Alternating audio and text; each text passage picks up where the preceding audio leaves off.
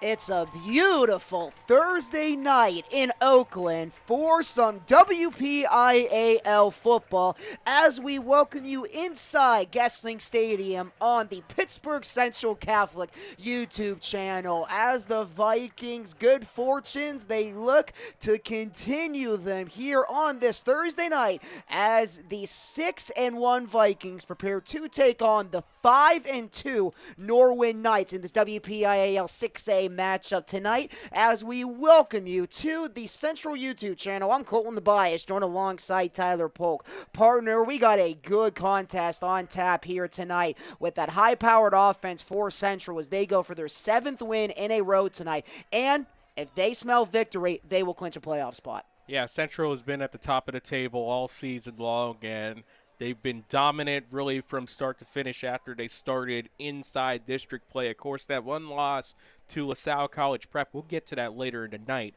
But on the other side, this Norwin Knights team, now look, Norwin has been on the come up for the last few years. They had a strong sophomore quarterback who's now a senior in Tristan Tavares and a strong wide receiver and free safety in Jake Knight. These two have got the Knights probably in their best position ever here in 6A, and they can really make some noise if they pick up a huge upset tonight. 2017 was the last time the Knights made the WPIAL playoffs, but like you did mention, Tyler, this program really has been on the rise, and this is an extremely important game for this program moving forward. They are coming into this game 5-2 and 2-1 in a conference playing 6A in the WPIAL. And we have to go back to the beginning of the season because they took on Penn Trafford in Harrison City to begin the season. And that was a little bit of a controversial, Ray, with how that game ended with PT winning at 30-31 on that controversial play at the goal line. Yeah, I've talked to a lot of people who are broadcasting, who were in there. They thought that Tavares made his way inside over the plane, but the officials ruled otherwise, and that's a tough loss. Really, that's been the story for Norwin. They've been really dominant in some of their victories. I think back to that 56-13 victory over Seneca Valley. You personally saw the 35-0 victory over Latrobe. But the last few weeks, they were coming up short against North Allegheny. 20-17. Yeah. Then they came up short. Then they actually broke through against North Hills and Hempfield, their county rivals. So there's a lot of good things that this Knights team has brought to the table. They're healthy. Last year it was tough for them. They had around 26 injuries to key starting positions. They had to shuffle around all these players. Some of them had to play both ways. They had to play Ironman football, and I'm not talking Steel Valley here. They really had to go build up their depth, and they were really able to put themselves in a strong position this year. They are in perhaps the most prime position because North Allegheny, I think it's a little bit down for them right now. So that 3 seed is perfect, but you want to host a home playoff game. Why not one more in the Castle? And a golden opportunity for the Knights if they can pull off the upset. Norwin has not defeated Central Catholic in the 6A era going on year number 9. Norwin 2-1 in 6A play. Central Catholic, of course, still undefeated. North Allegheny holding on to that 2nd seed, and Cannon McMillan holding on to that final spot in the 6A portion of the playoffs. Central will be the 1 seed, NA the 2 seed, Norwin the 3, and Cannon Mac the 4 if the playoffs would start today, as Norwin really trying to make a statement because with North Allegheny 3-1, even though NA does have the tiebreaker, Norwin can really make some noise with a chance to really try to host that playoff game because I think they're getting tired of having the WPIAL championships on their home field, Tyler, and them not being in it. Well, actually, that's the thing. With the renovations coming to Norwin Stadium, it will actually, for the first time, be played at Pine Richland this year. So they still want to have that one last playoff game before all the particulars have to be sorted out in the next few years before they come back to the Castle. That's something to worry about in the future. Right now is the now, and an opportunity to stake a claim on a game that will be heard all around the Commonwealth. There's nothing else going on tonight. Focus on this moment, and who knows, you might come up with something that a lot of people have thought would never happen this season at least. And it will be the Norwin Knights starting off with the football as Central will boot it away. The Zach Pauling for the Norwin Knights. And Mr. Number One, that is Jake Knight. He stole the show in the Knights' comeback victory against Henfield last week, 33-26. Jake Knight got the touchdown for Norwin to give them the lead, and he also got the game-sealing interception. And the Knights will get ready to receive the football. Zach Pauling and also Cooper Wilson back to receive for Norwin. So Jake Knight will be one of those players at Central, especially on defense, will have to keep their eye out for, along with Giovanni Rotroff, their starting back, who has 164 carries coming into tonight. As the boot is sent away, and we are playing football on this Thursday night, and it will be carried out by Pauling, looking for some room as he gets over the 25, and he will be brought down at around the 29-yard line. So right now, the key I always say in these big-time games in which I guess you could say it's a powerhouse versus a team on the rise, come out there on that first drive, get some points, get a touchdown, get it in the end zone. Saw it last year with Seneca Valley before Central took over that game. As Giovanni Rotroff, he also just needs 14 more yards to break 1,000 on the season, and it will be a quick handoff for the Knights to start this game. With Ty mentioning I had a chance to see Norwin for their Greater Latrobe contest, and they went to a lot of hurry-ups in the game, dealing with the 2nd and 13. On the opening drive of the game, 2 linemen go over. Bad snap on that last play. And it is going to be a handoff. Jake Knight trying to get away from a few tacklers, but he will go absolutely nowhere. Yasir Ismaili coming up with the stop, and the Knights are in trouble. A terrific read by the Central defense on the first offensive possession of the game, and it's going to set up a 3rd and long for Norwin. Man, Knight had that. He had to go up the ladder, caught it once, got contact the first time, and then here comes a pack of Vikings right after him. So the Knights settling things down on a 3rd and 13. They need to get up to the 38. This could be big if Central can force a 3 and out to start this game for their defense.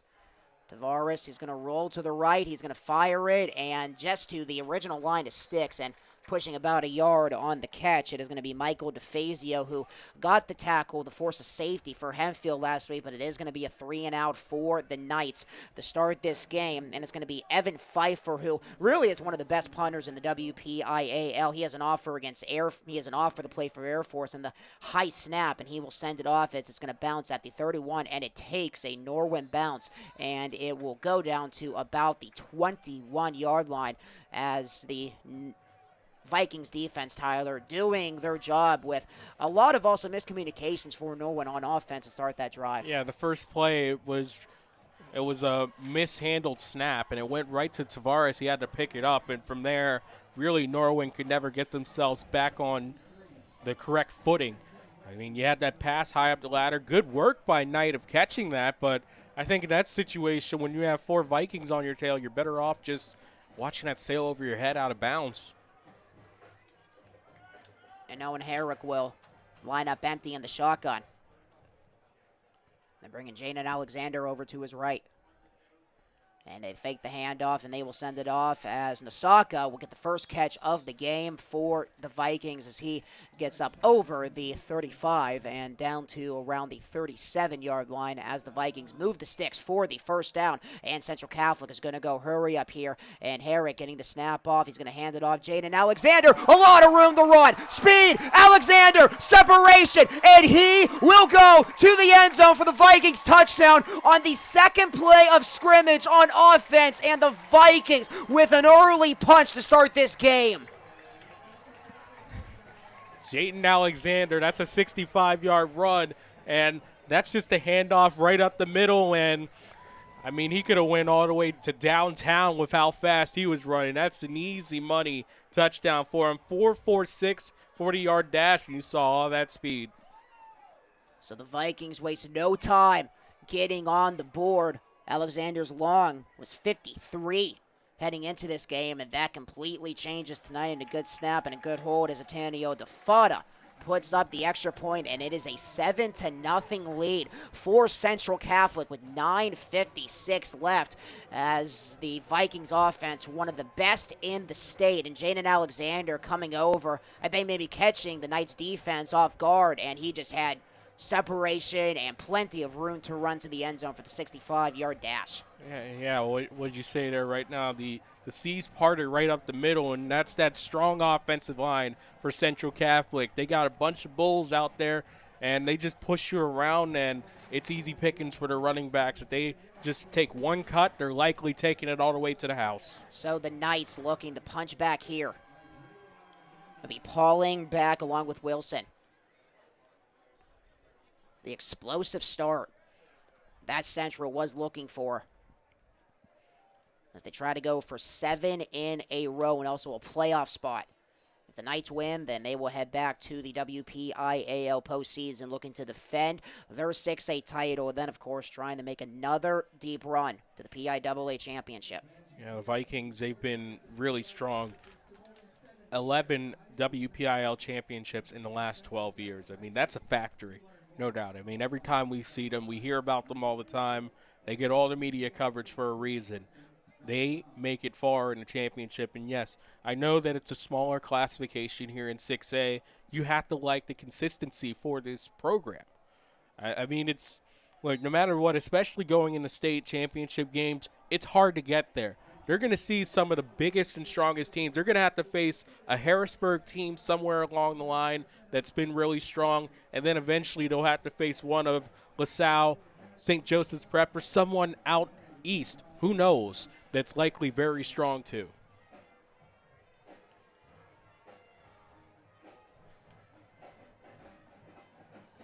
And the Vikings will wait to kick it away. As Norwin looking for an answer. As DeFado waits to send it deep.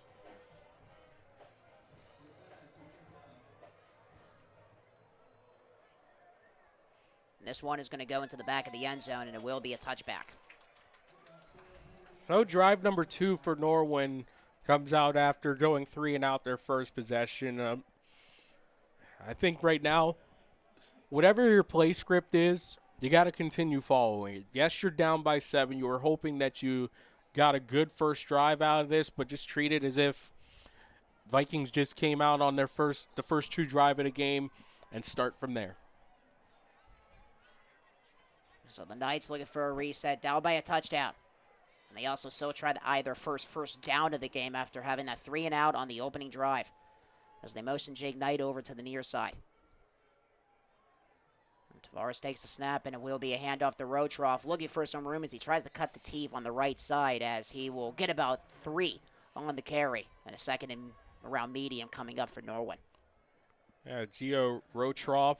73 attempts, 546 yards, 8 touchdowns. He started the first 3 games of the season with 100-yard performances, and again, he'll be a big part of this Norwin offense tonight. He had 2 touchdowns against Hempfield last week. And it's going to be another carry up the gut. Rotroff trying for some room, but he gets absolutely nowhere. And it is Colson Gatton coming up with the tackle. He'll be playing for Mandy Diaz next year. And the Duke commit comes up with the big stop, and the Knights trying to go hurry up. 3rd and 7. As Tavares awaits for the snap, and he looks to the sidelines.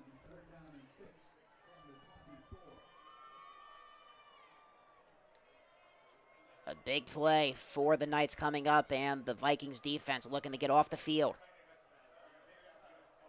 To have a crowd on hand for this Thursday night contest. Tavares takes the snap. He's going to check it down to the near side and absolutely nowhere to go. Josh Leonard making the catch, and the Knights are going to have to punt again. It is Seamus Mahone coming up with the stop, and a punt on the way for Norwin again.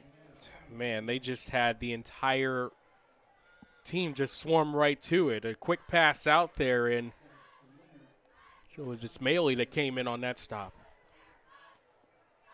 The Vikings, they are going to take this one out, looking for some extra room, and they are going to get it, and a lot more, whistling down the sidelines. What a run there by Aiden Nasaka as he gets into Knights territory as the Vikings are going to start in the red zone, looking to make this a two-possession game early.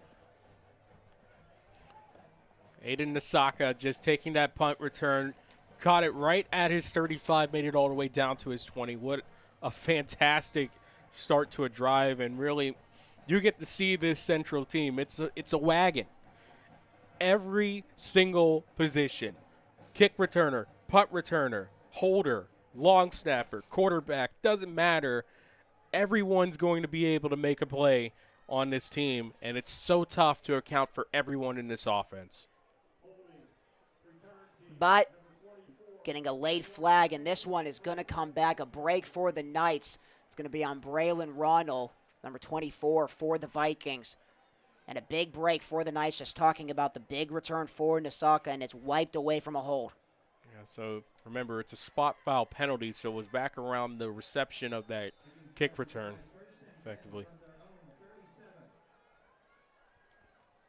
And Alexander, 65-yard run, and he will be closed down quickly, getting a gain of about 2 right on the left hash. Well, you know the old saying, can't hit a home run every time for Alexander, but you're just trying to break down the defense and earn that another long run from him. Jonah Fearley with the tackle for Norwin. And a throw and a catch outside, and a catch on the far side almost towards first down territory. It was Gatton coming up with the grab. Be a 3rd and short here for Central. Yeah, Gatton's also out there as a tight end H-back in this Central offense. He could do it all, not just defend. Central only needs 1 yard to move the sticks.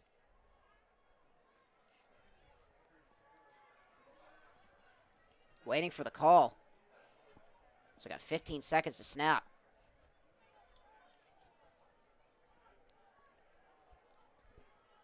Herrick will hand it off. Alexander looking for some room. He's going to get the first down, and he's going to send it into Knights territory as all the white jerseys get around him as Jaden Alexander picking up the first down for Central. With a player for Norwin, his helmet coming off, it's Santino Brosco.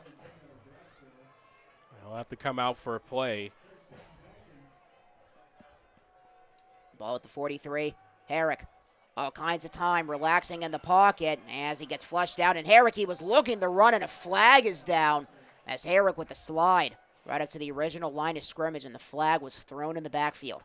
Yeah, there was one that made it look like a hold, and then there was a few more flags that came after that maybe there's more. Nope, just hold.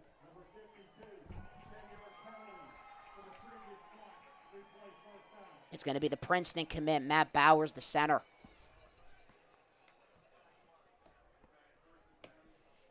And another break for the Knights, with this drive starting on that hold, wiping away the big return for Nasaka. It's going to set up a 1st and 20. They're going to hand it off again. Alexander looking for some room as he gets back to midfield, and that's about all she wrote on that play. Michael DeFazio coming up with the tackle. Also had a lot of help. Josh Leonard also coming up there. Michael DeFazio getting the Knights back in their contest against Hempfield last week with the safety. And Central going, hurry up, ball is out, and Harry looking to dive on it right at midfield with some miscommunication on the snap. And Central getting the ball back. Alexander and Harry trying to dive down as much as they could to try to get it back, and they do a big break, but it's going to set up a 3rd and 17 for the Vikings. Yeah, that's a big yikes. He left it behind him, and you got to firmly grasp it whenever you do that handoff. And Herrick looks to throw. 3rd and 17. He's going to fire it. One-on-one coverage and a little too far to the intended receiver, Maceo Watkins, as the Navy commit was trying to get the big play, and Jake Knight was on coverage there, and the Vikings will have to punt for the first time tonight. And that big hole by Matt Bowers, the center, making all the difference on this drive. Jake Knight will be back to receive for Norwin. Definitely a good bounce-back drive for Norwin, but at first it was about to get ugly with that return going to the 20. Things got fixed up a little bit thanks to the penalty. boot away by DeFada. And DeFada with the boot, and it's going to go into the end zone as Jake Knight just saw that go over his head. A 6-game winning streak on the line and a 2-game winning streak. So we know that a winning streak will end tonight with Norwin coming off 2 wins, I should say, against North Hills and Henfield. The only 2 losses on the year for the Knights, like we talked about in the pregame, that controversial game against Penn Trafford, and then coming off just the 3-point loss to North Allegheny on the 19th. As this Knights team, they have not made it to the WPIAL playoffs since 2017. And it's been 18 years since they won their last playoff game, coming back in 2007.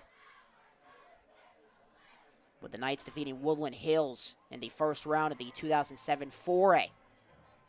Playoffs 29-14. And they would go on to lose to McKeesport in overtime 35-28. Central would go on to take the Quad A championship over Gateway that year. Well, you have me looking back at this Quad A championship, and I know that I'm not a blame 6 classes type guy, but man, when you had that, I mean, Norwin, Woodland Hills, an upset, then you face McKeesport, then Central versus McKeesport. We're missing whoppers here. Look on the other side with that if you want to go into it. NA got down there, Gateway.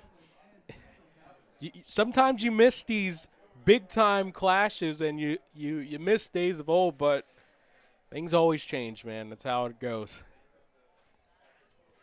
This is a golden opportunity, Tyler, for Norwin to try to punch back into this game. Their defense doing the job, and for Central having a little too many penalties than they would have liked on that drive, and the defense has to go back to work for the Vikings. And you want to have your best plays rolling right now if you're Norwin. Make sure it's your sure things.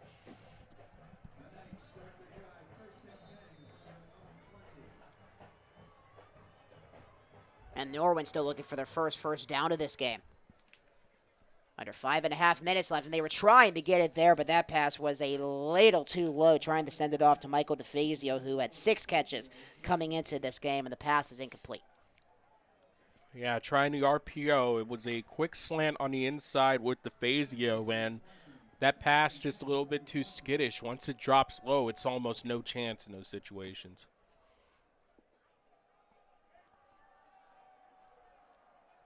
A lot of bodies at the line for Norwin, and the reason is they were sending it off to Rotroff, trying for that strong side on the right side, as Rotroff was able to get out for about 3 yards, and it's going to set up 3rd down. Tackle made by Cole Bayer for the Vikings.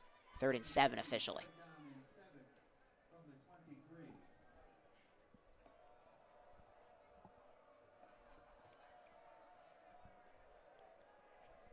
Norwin trying to move the sticks for the first time tonight.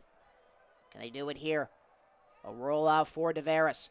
He looks downfield. He is in trouble, and he is going to be brought down. The simple trick for the Vikings up front, and it is going to be Manny Regas making the tackle and the sack for that Vikings defense up front. And Norwin punting it away immediately as Pfeiffer is going to send it over to midfield, and it will be picked up. Nasaka looking for some room again. There he goes, but another flag is down. Nasaka, he's going to go into the end zone for the touchdown, but that one may be coming back. Yeah, we got to see that. It's some sort of illegal block. And it is going to be coming back. Another punt return penalty for Central. And we have 2 flags down.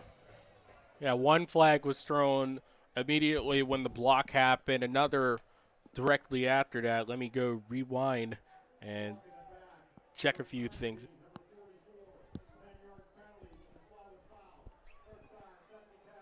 It's going to go against Bobby McCurrick, the senior, on the punt return, and another big return and a touchdown wiped away for the Vikings with 4:25 left in the first quarter. Yeah, McCurrick tried to box him out a little bit. You can watch it back here, and, you know, it reminds me of the YouTube video I seen with Cam Hayward talking about how do you block on interception returns and not get a block in the back. Yeah, he tried to box him out, and it just didn't work that way for him, unfortunately. Offense back to work for the Vikings. Herrick looking to get it out, trying for a block, and being tackled at around the 47-yard line. It is going to be Ty Kowalson, freshman, coming up with the catch. 5-yard gain. Herrick, Central Catholic offense back to the hurry up, and they try to feed it off to Alexander, who only gains about 1 or 2 on the play, 3rd and short on the way for Central. Well, outside that long run, this Norwin defense has been stiffer than expected. And Alexander actually didn't gain any yards there, 3rd and 5 on the way. Herrick looks to throw. Has time, he's going to get it off, and it is going to be caught in Nisaka with the first down for Central as he gets tackled at around the 41. Carson Miller coming up with the stop for the Knights, but it does move the sticks for another first down for the Vikings. Take the handoff to Alexander, and Kowalson, the freshman, getting another carry along that near side tonight as he makes the catch, and the Vikings offense is going to hurry it up with the Vikings 5-yard gain there again. Yeah, they go turbo all the time. Anything that's positive, they keep on going, but real good work by Nisaka on that comeback route to pick up the first down a few plays ago. Alexander, another handoff right up the gut. And the D-line doing the work there for the Knights. It's Mason Kugler coming up with the tackle for Norwin, and he had an assist there by Max Fearley. Yeah, Kugler shot the gap and was able to stop him. Gain of 1. Herrick, all kinds of time. He gets it away, and the catch on the near side, but is it enough for the first down for Nisaka? And it is, as the sticks move, another first down for Central. Boy, Josh Leonard was in the vicinity. He was reading it, but he just wasn't quick enough. And a delayed handoff. Alexander does not get it, and a tackle is made as it's Watkins making the catch, and the tackle for Leonard for the Knights. Clock winding down. 4-yard gain. So we move along to the second, and it's going to be Roman Thompson getting his first carry of the night. Thompson trying to push forward. He'll be short of the first down. And another 3rd and short here for the Vikings on defense with the tackle being made by Leonard for Norwin. 3rd and 4. Herrick looking to throw across the middle, and the pass is incomplete. Terrific coverage by Carson Miller as they tried to feed it over. I believe they were trying to get it to Max Roman.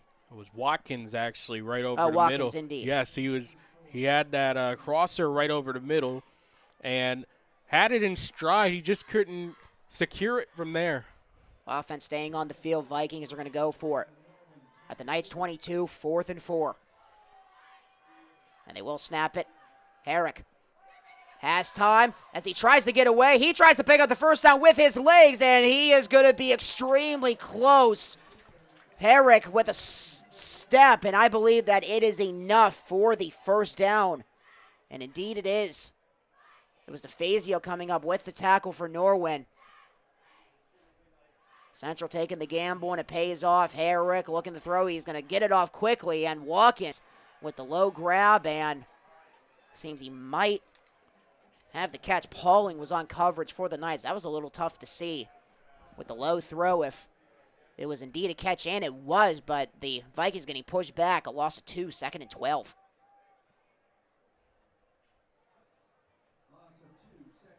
And the catch was made, but no yards gained for Central. As the offense settling things down under a minute remaining in the opening quarter. As the Vikings with the go-ahead by 2 scores, 7-0 they lead. Herrick fakes to the Thompson. Watkins again trying for some space, but he has nothing, right in the face of Zach Pauling. Michael DeFazio coming up with the tackle, so we shall see where they spot the ball. Another loss. They actually gained 1, but it's still behind the original line of scrimmage, 3rd and 11. Herrick in the shotgun on possibly the final play of the first quarter. Fire into the end zone. It is caught. Touchdown Vikings. Colson Gatton with the catch right in the middle of the end zone. And with 16 seconds remaining in the first quarter, it's a 2-touchdown lead for the home team. Yeah, Owen Herrick, 16 yards right up the middle on that pitch and catch. I mean, they've been working those slant routes all night. And after a few drop by Watkins, they were able to capitalize that time with Gatton. And the Duke commit. Good snap, good hold, and the kick is on the way, and the kick is good. 14-0 as the Fada drills through the extra point. Colson Gatton with the TD for the Vikings. And Gatton has his second receiving touchdown of the season.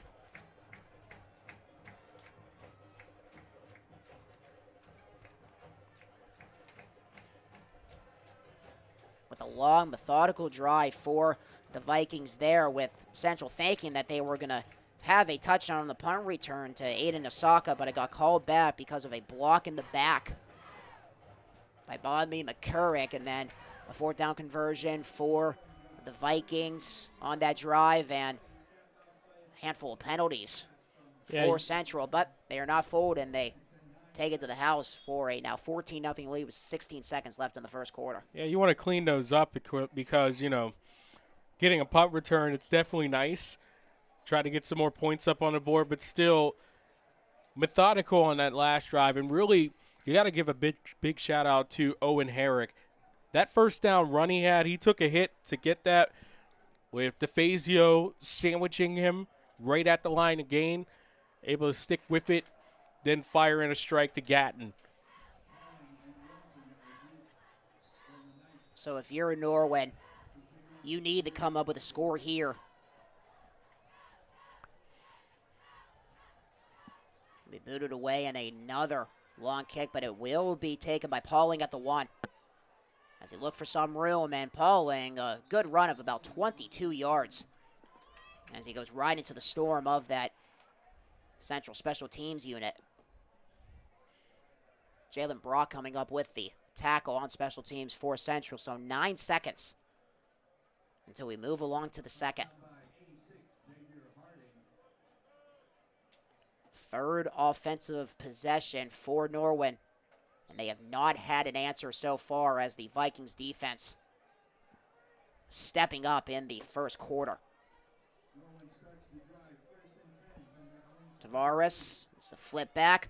Rotroff looking for some room, and he gains about 3 with the toss, and he tried to speed along. Nick Karinga coming up with the stop for the Vikings, and Seamus Mahad also coming up with a tackle there, and we are going to move along to the second quarter. A 4-yard gain for Giovanni Rotroff for the last play of the first quarter as the Vikings looking for their 7th win in a row. 14-0 is the score. We'll be back on the Central Catholic YouTube page to begin the second quarter. Central leads 14-0 over Norwin.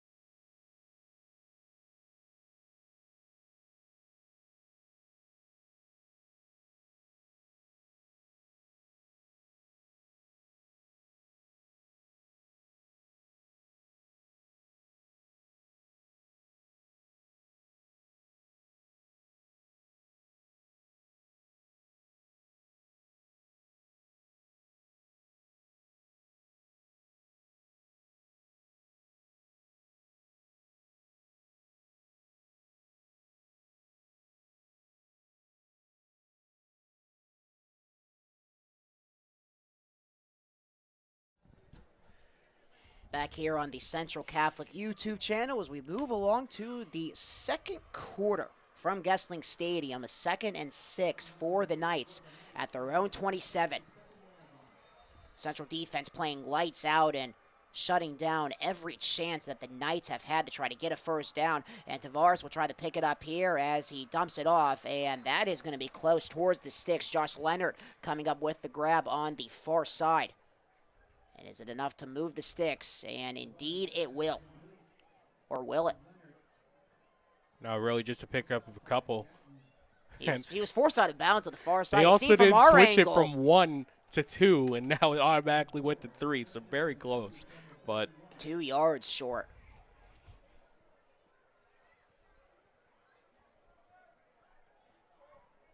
It's Tavares. Rotroff to his left.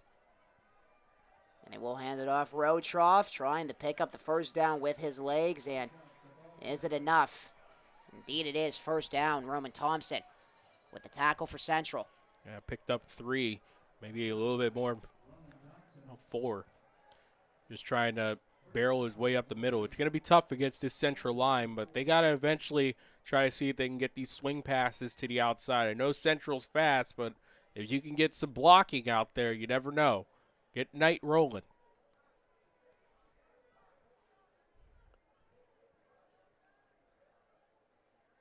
And Tavares is going to be a flip out to Rotroff. Looking for some room. He has absolutely nothing. Seamus Mahone with the tackle right out of the gate on the toss. Yeah, Mahan just reading that. That was a speed option, really, from Tavares. Just a quick pitch out to Rotroff, and Rotroff almost turned into roadkill on that one. Oh, what a hit. Gain of 1 for Rotroff. Tavares sending Leonard over.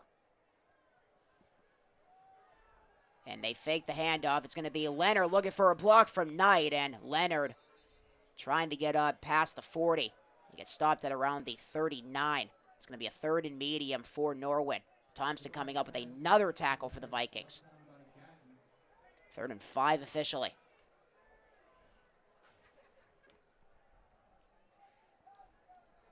Knights offense trying to stay on the field. And the Vikings trying to get their offense back on the field, chugging along. The 2 touchdowns already.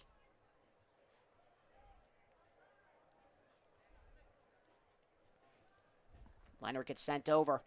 Tavares wants to throw. Central bringing heat, and it pays off as the ball is out. Who is going to recover as Tavares had no room to throw, and the Vikings bringing the heat. What a call by defensive coordinator Jay Bell to set up another punt for Norwin. Yeah, it was a corner blitz coming right off the edge, and it was Zach Gleason. Zach with the smack, and the ball came free. Luckily, Norwin able to recover. And Central trying to avoid another penalty on a punt return as Nasaka will try it again, looking for some room, and he doesn't have much with the Knights reading it. It's going to be Xavier Holtzman. And a player is down for the Knights as Holtzman coming up with the tackle. Also, a couple flags came in, and taking a look at Cameron Class, the junior. Yeah, Class lost a bucket.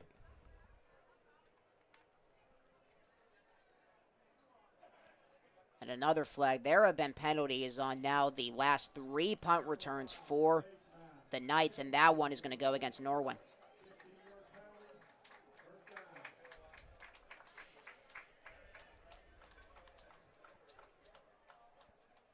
It's Cameron Class, the junior.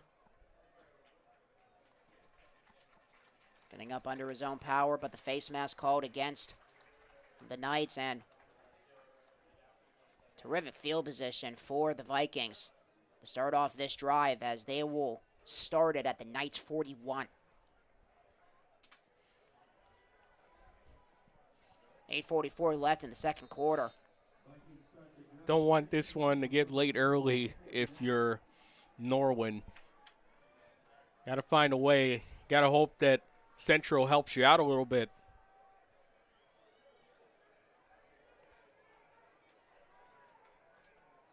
They got Watkins in the slot. Maybe look out for a slant pattern here.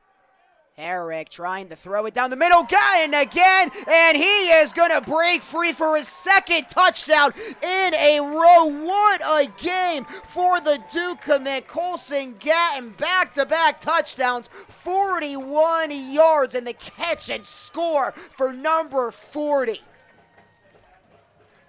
Well, I was expecting something else quick on first down. Instead, Colson Gatton said, no, Tyler, I'm going for it all. 41 yards right down the middle. Only one touchdown receiving for Colson Gatton coming into this game, and he has 2 tonight. Back-to-back, as well as the Fada is going to send the extra point through the uprights, and it is a 21-0 lead as the Vikings opening the floodgates on this Knights team with a lot of momentum riding for Norwin, and Central shutting it down completely here and so far in the first half, Tyler. Yeah, they just really had it going, really offensively. And with Colson Gatton right there, he gave him a little bit of the Adam Cole theme song. I got something for you with these last 2 plays. Just a phenomenal effort by this young star going to Duke, going down here to North Carolina. We'll see if he'll face Bill Belichick. Probably not. Colson Gatton had so many offers. James Franklin offered him. Pat Narduzzi offered him. Wisconsin, Nebraska, Tennessee. Neil Brown also offered him when he was at West Virginia. And Colson Gatton deciding to go down to play for Mandy Diaz down in Durham, that beautiful stadium that Duke has. So really making an impact, the impact player in this game for the Vikings so far, Tyler. Yeah, it seems like he's got just about an offer anywhere that you can go.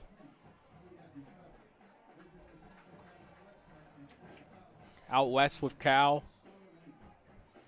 Kurt Signetti, Indiana, Louisville, Cincinnati, Purdue, Virginia Tech, Wake Forest, SMU, and Arizona, to name a few for Colson Gatton. I mean, why not just give him most of the ACC, the SEC, the Big 12? I mean, embarrassment of riches, but it feels like it's on a different level this year with Central. And also a chance to join his former teammate, Bradley Gompers. Yes.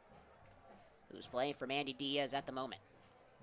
Again, it just feels a little different. Yes, they've been dominant before, but it's the offensive line, it's the playmaking. Maybe it's a little bit of a slightly down St. Joe's Prep, though it seems like we got another one coming up with LaSalle College, but it feels like this could be a state championship team.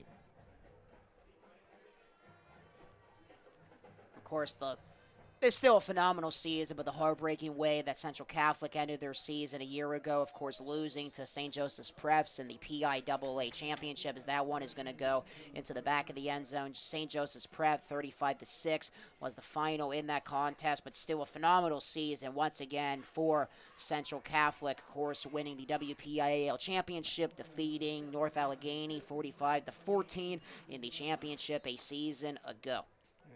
You always hear about St. Joseph's Prep, and you just gotta know, how did that Mount Lebo team do it? But they had a lot of strong players, and you get a feeling that this Central team, if they face them, it's gonna be a lot different ball game. And who knows, these two teams might see each other again in the postseason as a handoff. Nothing for Giovanni Rotroff. And the trenches has really been the key in this game, Tyler, with the D-line being explosive. I believe they have 2 sacks now in the O-line, pushing it for the offense for the Vikings, and that's the big reason why they're ahead 21-0. Again, you're so worried about the trenches, and then you have Gleason coming out from a corner blitz. How often do you see a corner blitz by the corner from the outside? Granted, it's on the boundary side, but still, what a phenomenal play. 2nd and 11. Tavares, he runs to throw. He steps up and down he goes. It is Ashton Blatt with the splat on Tavares as he comes up with his first sack of the contest. And the commit, who's going to go play for Bill Belichick next year, comes up with the sack.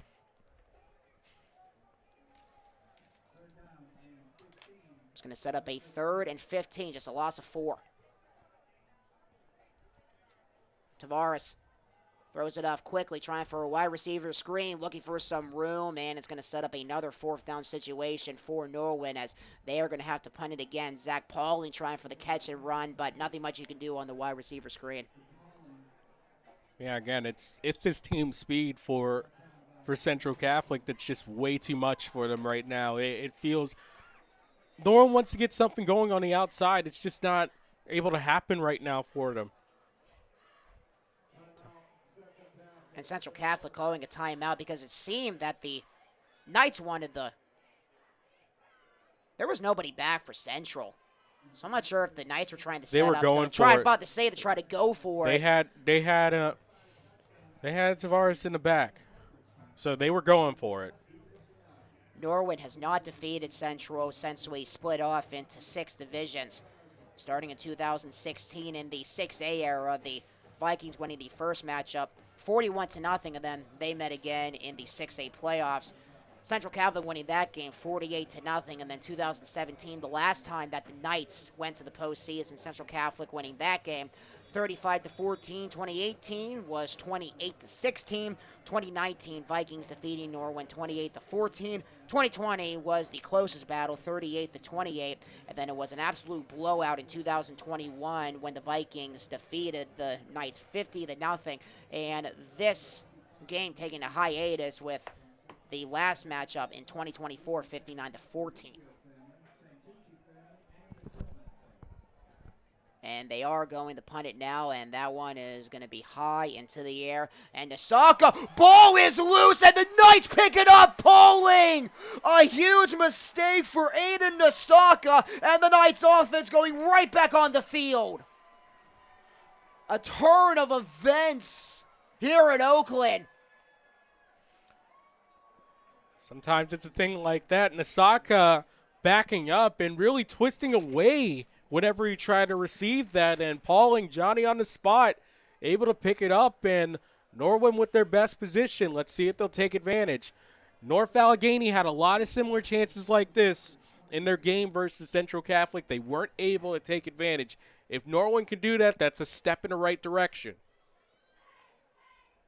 A break that the Knights were looking for. Tavares, once the throw, has time, trying to step up, and the Vikings defense is going to get to him again. Manny Rieg has another sack for the Vikings. Yeah, also had some additional help from Ashton Blatt.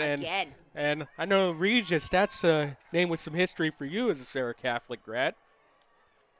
Jose Regas, I'm pretty sure Manny Regas is his nephew.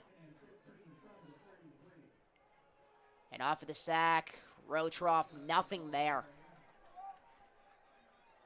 Defense has been the name of the game for the Vikings as Angelio Polanio, the Western Michigan commit, coming up with the tackle there, and it's going to set up a 3rd and 15. And the Knights seeing if they maybe just want to try to get up towards the sticks with 4 down territory possibly here for Norwin. Got to think about it. Your kicker had the leg for it, take the points.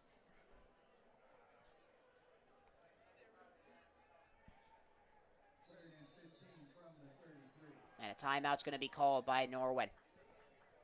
Time running out with 5:38 left in the first half. And if you're the Knights, Tyler, you obviously need the score here because you got to get momentum on your side in some way. It's been all Central all game. And what a response as well for the Vikings, getting that sack immediately after the mistake on the punt return for Aiden Nasaka, and the defense going back to work and getting another sack on Tavares. Yeah, right now, if you're the Knights, you're just looking for something, anything that you can hang your hat on, especially as we're getting into just past the halfway mark of this second quarter. You want to have something that you can build on. But right now, the blocks have been almost like the blocks for the Pirates in P9C earlier this year. Not there. 3rd and 15. Got to get up to the 18. Tavares over the middle, and it is going to be caught. Parter Brosetsky with the catch, and that indeed is going to set up a closer attempt to try to pick up the first down. With the Knights going for it. 4th and 7. They're going to have one route to the end zone, one to make the sure play, pick up the first down in this situation.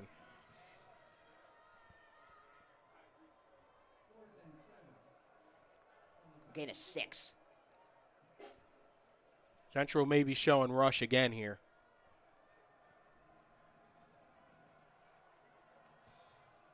Crowd getting into it as well. And Tavares. All kinds of time. He's going to send it off far side, and it is incomplete. Trying to send it towards the direction of Rotroff on the far side. On coverage was Blatt for the Vikings, and the Central offense will go back to work as they take over. Well, you don't like the back-facing coverage like this, but the difference is Blatt, instead of putting a hold on him, he just continued facing up his man. That's how he didn't draw that pass interference that would have kept the drive alive. And I think for Tavares, you wanted to try to float that down the left boundary, and he just couldn't. So golden opportunity for Norwin to try to get back into this game, and the Central defense playing absolutely lights out as they had to go back on the field in a surprise way. And with 4:47 remaining in the first half, talked about it earlier, the Vikings also getting the ball back to start the second half as they look to extend on their 21-2 lead. The first touchdown for Central, that 65-yard run for Jaden Alexander on just the second offensive play for the Vikings in the game, and then back-to-back receiving touchdowns for Colson Gatton as the Duke transfer with the last 12 points on offense for the Vikings. Central looking to extend their lead here with 4:47 remaining in the first half. As the Vikings looking to stay undefeated, trying to eye that #1 seed for the WPIAL 6A playoffs. And of course, having the tiebreaker against North Allegheny with a tie for the overall record between Central and NA coming into this game, but North Allegheny with a 3-1 conference record, and the Vikings to try to get on cruise control at this point in the game and punch their ticket to the 6A playoffs. They got trips to the left, so it might be bombs away on the first play again. Eric is going to send it off to Alexander instead, trying to get a bombs away run again, but the Knights defense closing things down with an attempted run along the right side. Carson Miller with the stop for the Knights. Just an inside carry to the right side. You had these three wide receivers on the left side, so you're just trying to get the defensive backs away from it. On that boundary. Try to take it up the right seam. Gain of 4. 2nd and 6, 4:15 left. Alexander up the gut, and the trip tackle for Josh Leonard. And the senior who had 4 tackles last week against Hempfield. Yeah, Leonard just grabbed him by his shoestrings there. You know with Jaden Alexander, he's got quick feet, and if he was able to get a little bit of a cut there, who knows, maybe he gets up into that second level. Eric looks to the sidelines. And a flag is down, a false start against the Vikings, so it's going to be a 3rd and 11 instead.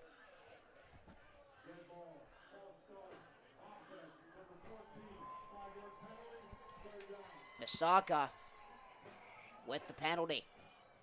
Taking a jump on the far side.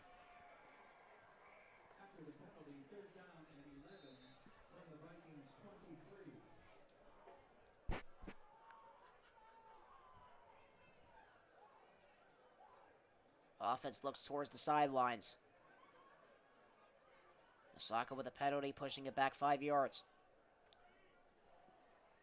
Eric fakes the Alexander. They send it off, looking for a screen, and the Knights read it again along the far side. 4th down on the way. Wormsley on that catch on the right side. The senior who had 1 catch against Shadler last week. And the punting unit on for the Vikings. And the Knights using their 2nd timeout because they want to try the have some clock on their side as they try to score to end this half.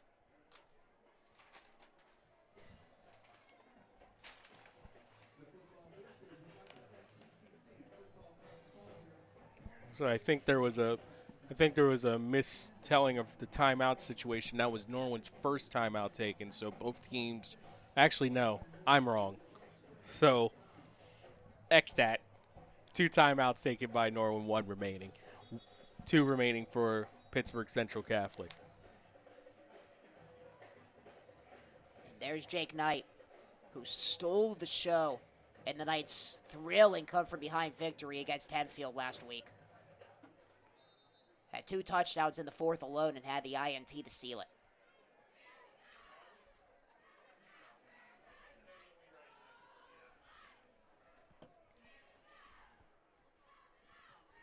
It's booted away by DeFada. And Knight backpedaling at the 35. Looking for some blockers. Trying to turn near side, and he is going to get up to the 45. With the Vikings defense running him down. That was Sandy Tapu. Just 10 yards on that punt return. Still, it's another chance for the Knights. Again, a muff punt by Nasadka gives you your best field position. You just weren't able to take advantage of it. You get one more chance here before the break. So the Knights offense back on the field at their own 46.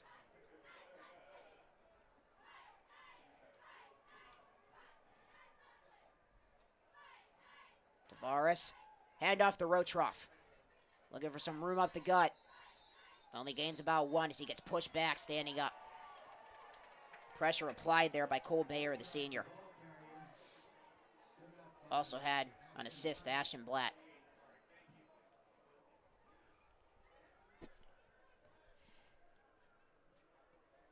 Clock continues to roll down under 2:45 left. Gain of 2 for Rotroff.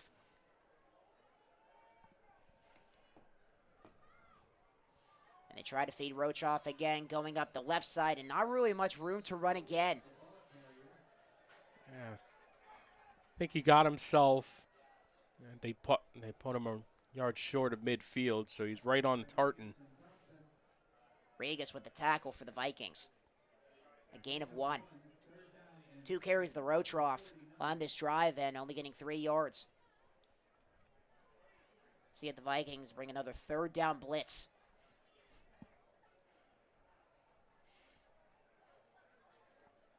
Might be a little tougher to do with trips to the left. Under 2 minutes remaining in the first half. Vikings ahead 21-0. Tavares, he looks, he fires over the middle. It is caught for the first down. What a catch. Potter Brzezinski. And a big 3rd down conversion for Norwin that keeps this drive alive.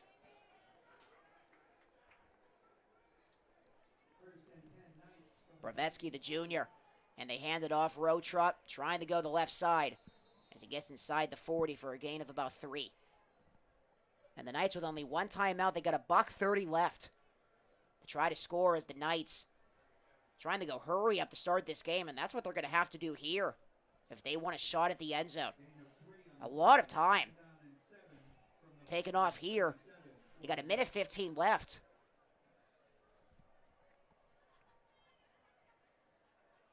Tavares wants to throw. Now so at the 45, Black coming off the edge, and it is going to be caught along the far side, but it is kept in bounds with the catch for Ben Markle. 3rd down on the way with under a minute left.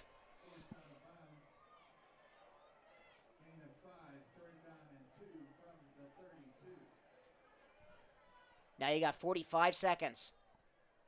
Tavares looking to throw, and he's going to send it off again, and he gets swarmed immediately with a flag down along the far side with the catch to Knight.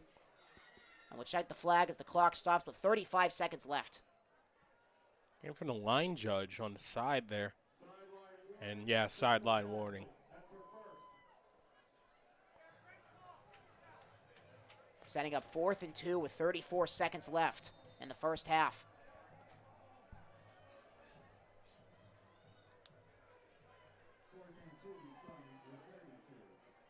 Knights are going to go for it. Tavares throws it, almost intercepted. Roman Thompson almost had the pick. That would have been his first INT of the season, and the Vikings are going to take over with 20 seconds left. And I believe they have 2 timeouts. Boy, that's a tough one for Norwin. You said $1:30 on the clock. I think that entire wrangling the setup started about 1:39, and it took for 1:15 and was just out of sorts for the Knights. And Thompson coming up with that deflection to take the ball back on downs. Ball's at the Vikings 32. They get the ball to start the second half, so will they just knee it and head to the locker room, or will they try to get an explosive play to end this half?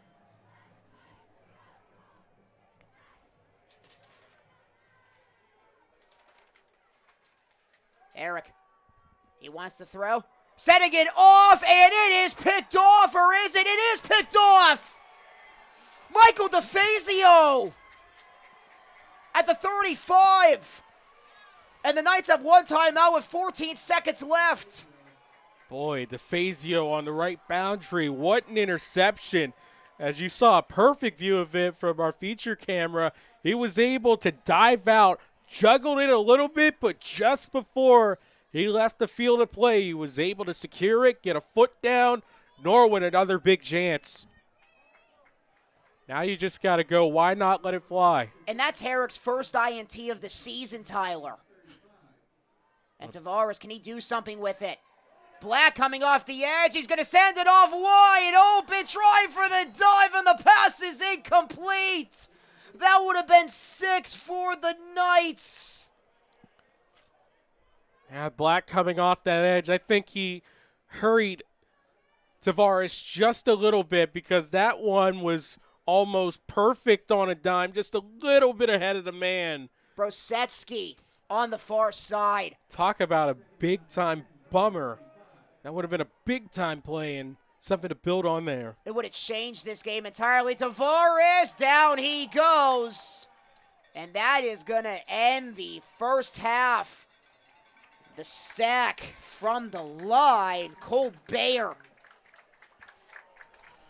What a way, Tyler, for the Vikings to end this first half. Owen Herrick getting his first INT of the season.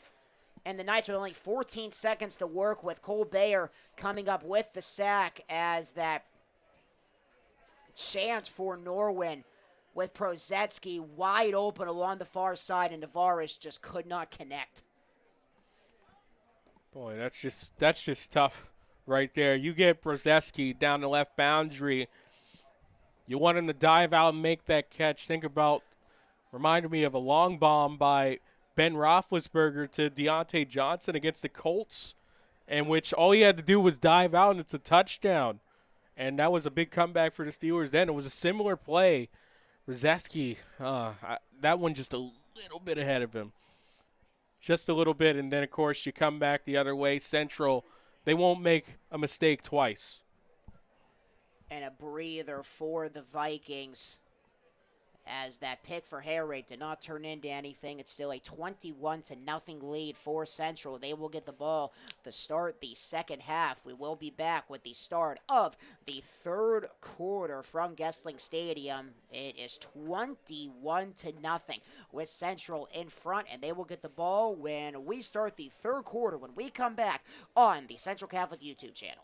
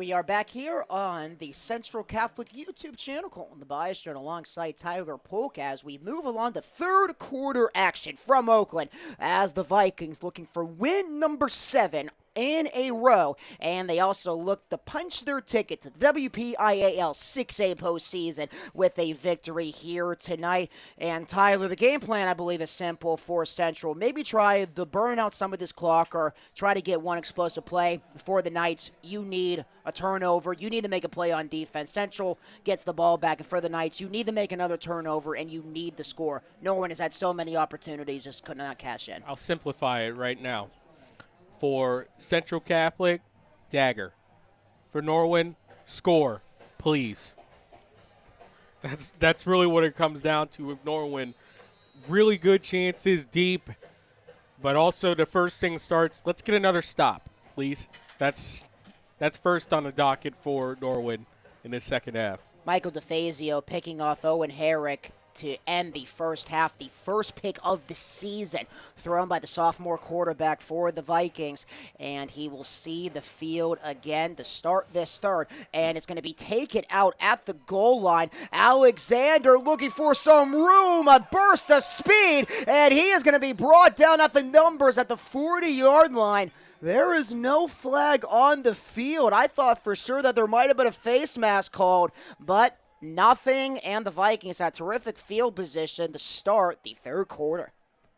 Yeah, watching it back right now, just a high rip on the shoulder. Real close, but clean.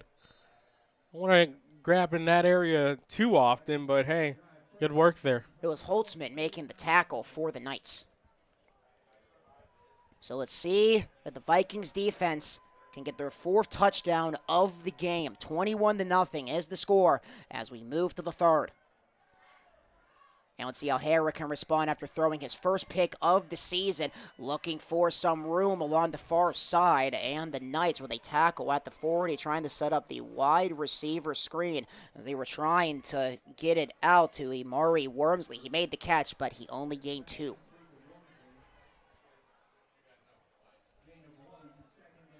Second and 9, officially just a gain of 1. Herrick, long step back, and he is going to try to push forward. Herrick with some room, and he is going to try to push his way towards the sidelines, and he does with a lot of pressure by DeFazio. He's going to be short of the first down, a third and short on the way with Herrick. The long drop back, trying to send it downfield, to not see anything he likes, using his legs to pick up 6.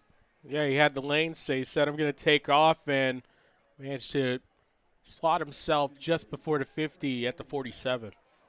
Good run. 3rd and 2. Herrick hands it off. Alexander up the gut, and he will just have enough for the first down. Leonard coming up with the tackle for the Knights, but Jaden Alexander, who started off this game with the explosive touchdown, gets the first down for Central here in the third. Yeah, just a simple one, bounced up the middle, wanted to slide it to the outside.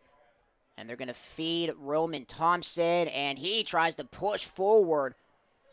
And he will have a gain of about 3 on the play. Michael DeFazio coming up with the stop for Norwin. Yeah, why not give it off to the wrestler for a little 3 yards in a cloud of dust? Pat Narduzzi just offered Roman Thompson last weekend during the BC game, and they are going to dump it out. Watkins looking for some room, trying to get away, as the initial touch was Carson Miller trying for the tackle below the ankles, and Josh Leonard coming up with the help. A gain of only 2 for Watkins, as the Navy commit was trying to get away. It's going to set up a 3rd and short, 3rd and 2. Herrick. Back to pass, all kinds of time. He's going to get away just in time, and the low throw, and it is going to be, that is extremely close, as Nasakia was able to come up with the grab, as that pressure by the Knights. Josh Leonard came untouched, trying to get the sack on Herrick, and Herrick getting away just in time. 1st and 10 with the hurry-up offense back, and it is going to be Thompson racing towards the end zone, 37 yards to the house. Roman Thompson with the score for the Vikings. Well, after Herrick took that heavy hit, then you give it off right up the middle. But Forget it. It's a flag. The flag again, the Matt Bowers, the Princeton commit. If I'm not mistaken, Tyler, he also got called for a hold in the first half. And the center for the Vikings. And it's going to be a touchdown wiped off the board for Roman Thompson. Got to tighten up now if you're Central Catholic moving forward. That would have been his 18th touchdown on the season. 1st and 20. Herrick has time. Trying to get away. Throws on the run into heavy traffic, and it is dropped.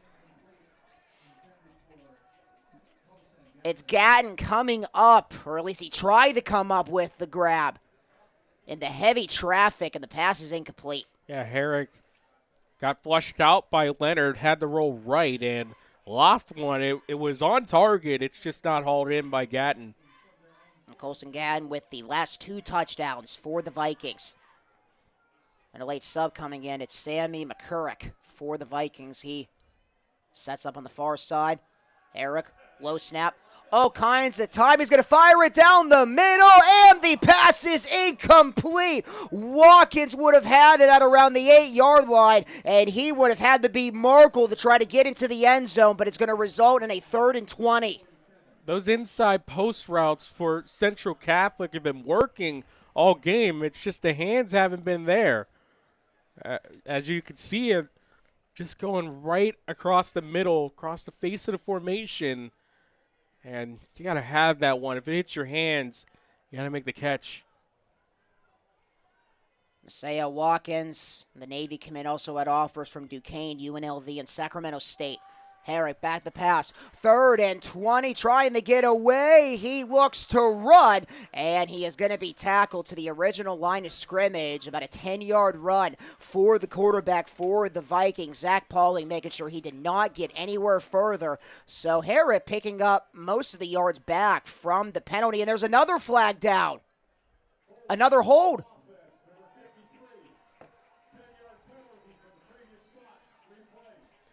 That's going to go against the guard, Jake Murphy.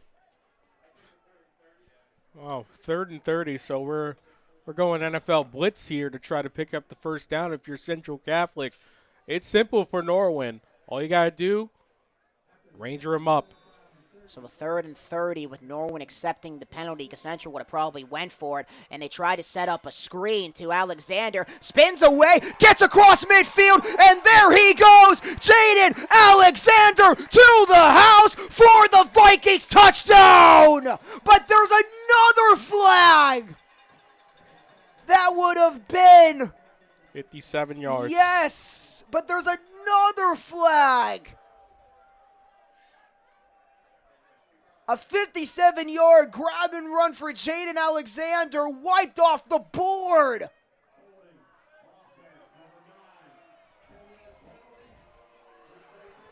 That's going to go against Watkins. I'm convinced. Colton, I have seen a ton of WPIL games, not as much as I've seen in previous seasons, but I had to deal with a ton of holds for Mars and Montour, and I'm convinced somewhere along the line, this became a point of emphasis because holds have been abundant. And this is across every level of football that I've seen, from small high school football, small class football, big class college. I'm convinced that there was a point of emphasis with officials this year. I'm pretty sure that is the 3rd touchdown that has been wiped off the board for the Vikings because of a penalty. 3rd and 32, and that pass is dropped. Natsaka, as they try for another screen. And the Knights doing what they needed to do as they get the Vikings offense off the field with it still a 21-0 game. And the Knights have some light, but like you mentioned, Tyler, they have got to score here with the gifts for Norwin to keep this a game for the time being. Sent away by DeFada. It's going to bounce. Will Knight pick it up? He will not. He will send it off, and the Knights are going to have a long way to go, and there was another flag as it was touched The 18. by Jordan Ray. Wonder what this could be. This was well after any consideration of a play here.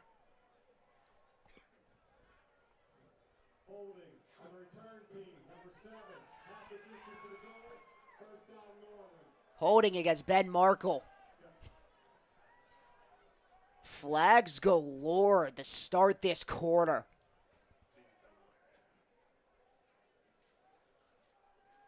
Well, Tyler, I don't think we had in our bingo card to have now 5 penalties in total in this quarter alone. I've had a strong bingo card this year. Seen a lot of football. Cross many levels, different places. So trust me, I've kind of have accepted that holding is probably something to be called in this game, and it's unfortunate that took a 57-yard touchdown pass off the board, and you're just going, how could this happen? As we're starting to get into that time of year where everything's got to be at the top of your game. If you're Central, you don't want these penalties coming here because they come against teams like a LaSalle College, a Harrisburg, all these big schools out there.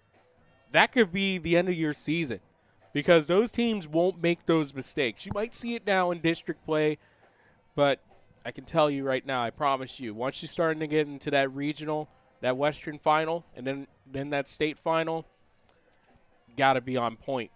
And you have to get past the WPIAL portion of the playoffs first because you can only just hope for that large bid. It's just nice to get that automatic qualifier. There's no automatic qualifier. You got to win. There's no automatic qualifier. The automatic qualifier is you win the WPIL championship. It's the same at this level. There's no play-ins. There's nothing like that. You got to go. And the Knights start off this drive, their first of the second half at their own 9.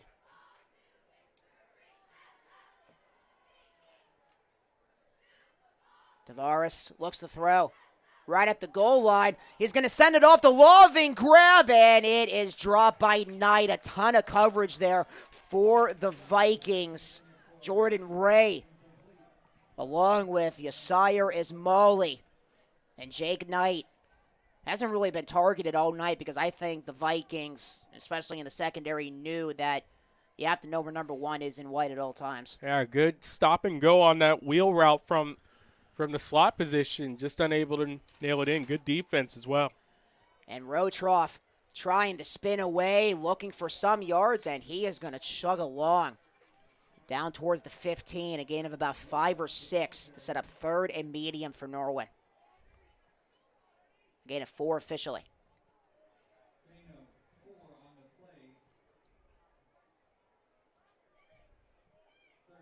The Knights need a first down here.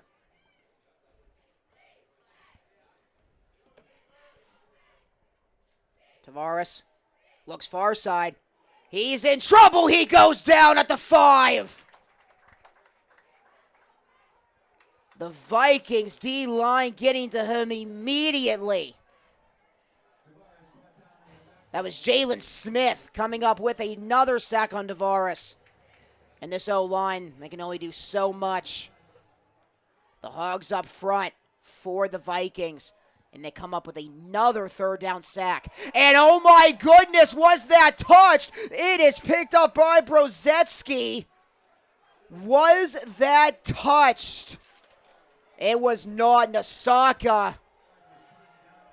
Very close. And you hear some boos from the Norwin crowd up here in the press box. Because they were certain that that was touched by the Vikings.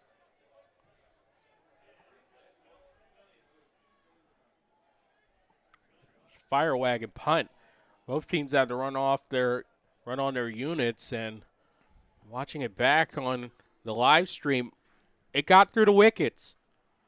That was pretty much the best possible situation for Nasaka in that situation, because if it pops up anymore, that's right in the lap, and you got to have that, or else it's Norwin ball. And the Vikings reset. Herrick setting it out. Watkins trying for some blocks. Gets out towards the 45, and he'll be tackled at the 48. Miller with the stop for the Knights. Gain of about 6 or 7 for Watkins.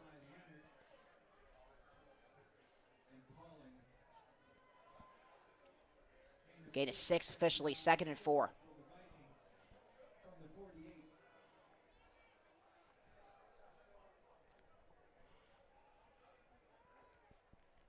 Herrick takes a snap.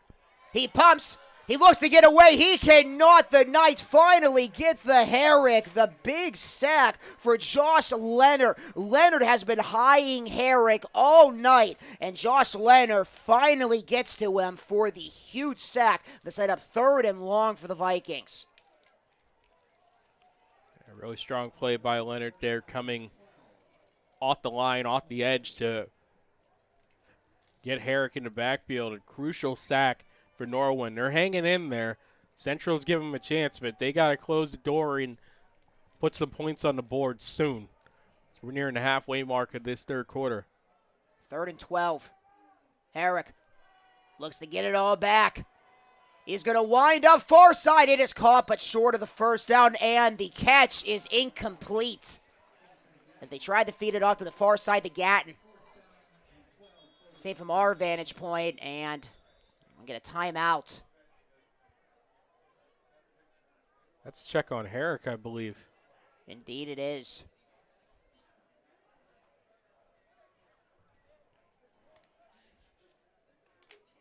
It's going to set up 4th and 12.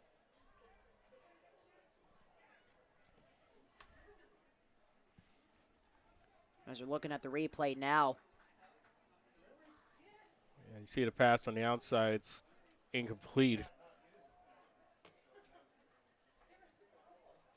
Yeah, we have a delay here in the broadcast booth.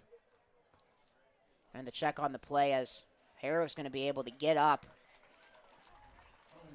And Herrick has been the only quarterback that has thrown a pass for the Vikings this season. The listed backup is Seamus Mahon, the senior, who has been a big player on defense for the Vikings all season long. Yeah, Mahan working the defensive track there. We said as a safety. Total of 28 tackles coming into this game and 2 interceptions, both last week against Shaler.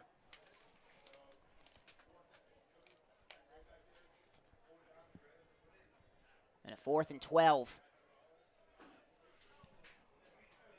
This Norwin defense is stiffened up, no doubt about it. They just need that one offensive breakthrough right now. Something to get on the board against this Central team. I mean, you're looking at a program that in the last 4 weeks have given up a combined 20 points across 4 games. No more than 7 points.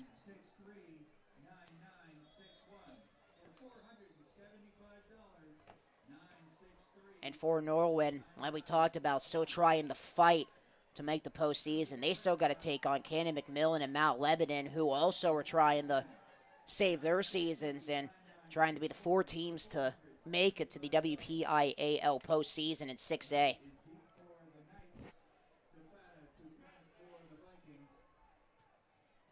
As the Fada is going to send a boot. Will Knight pick it up? It rolls to him, and he almost lost it. And the big hit stick by Zach Gleason. That would have turned out to be a disaster, an obvious one, but Jake Knight was able to fall on it.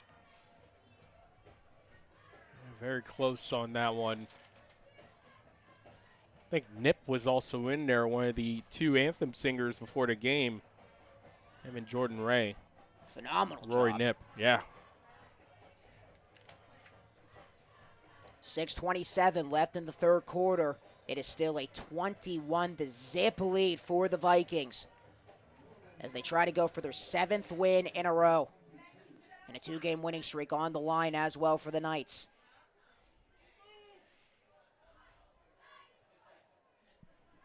Tavares waits to take the snap. And some movement at the line, and there's another flag. They're calling false start. Pugliano was going towards Tavares as well in the middle of the line. See who the call is going to be. It's going to be against Norwin, but who?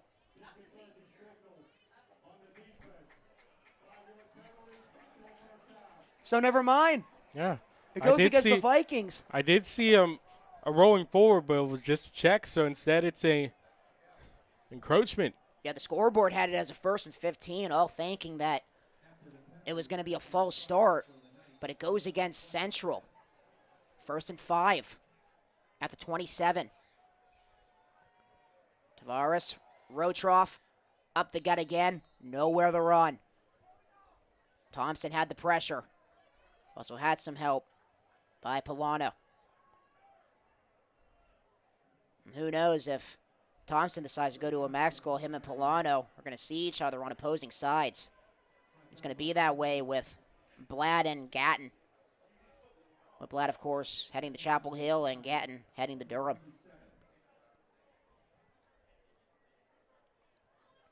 2nd and 5. They call Leonard over. And they try to feed it. That is not Rotroff. That is number 25, Parker Rigo, the sophomore. And he, too, had nowhere to go.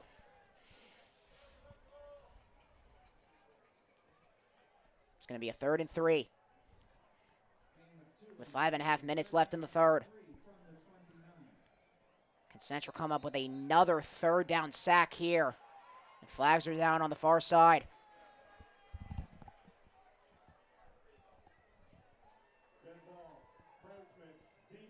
Wow, another encroachment. Encroachment giving a 1st down for Norwin. And it went against Polanio. So a 1st down, a free one for the Knights. And Tavares looks for a block. Leonard is going to get it, and he gets towards the 1st down, coming up a little short. Tavares was pointing to that far side, looking for some blocks, and he gets them with Leonard and Pauling. Yeah, I pointed out the directions as he cut up the field. Yeah, they got to look out Pugliano and the defensive line for Central. And they try the feed. It's still on the ground, and another flag is down. That one on the far side as the Knights are trying to pick up the 1st down on the give to Rotroff.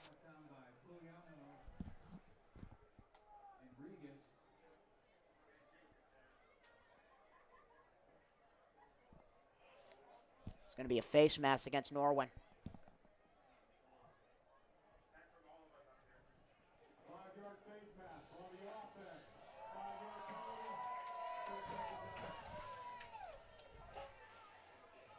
Of course, there's differences, just like in the old days in which it was usually just 15 now for a face mask, incidental, and, of course, the personal foul we all know. So it results in a 2nd and 6 with a face mask, just pushing Norwin back 5 yards.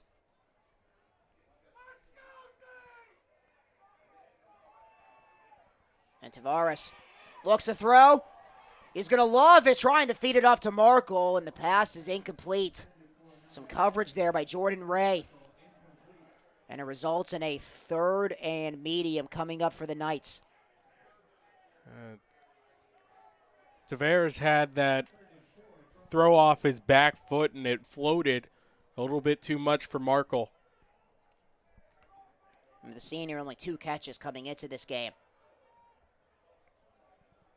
Try to get it there to pick up the 1st down, and it's going to result in a 3rd and 4. And Tavares with the fade. They throw it out to Leonard, and Leonard gets tackled immediately.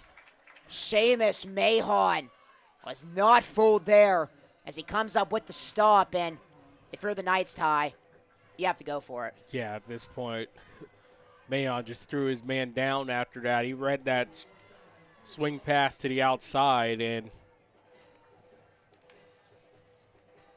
got to get 2 yards here. Yeah. It's going to be a tough one here.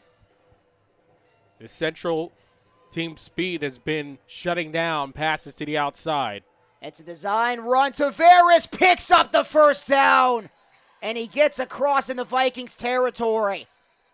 The tackle for Ray is Molly with the assist, but the design run pays off, and Tavares picks up the 1st down with his legs. And he wastes no time snapping it again. He is going to throw it, a wide open man, and it is going to be caught, and it is a touchdown for Proder Brovetsky.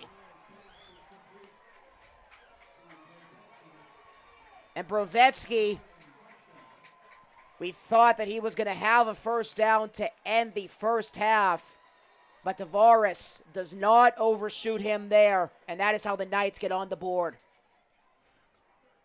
Yeah, big one deep. Tavares, I mean, you remember that one, the diving attempt at the end of the first half. 49-yard strike down the left boundary. This time, target acquired.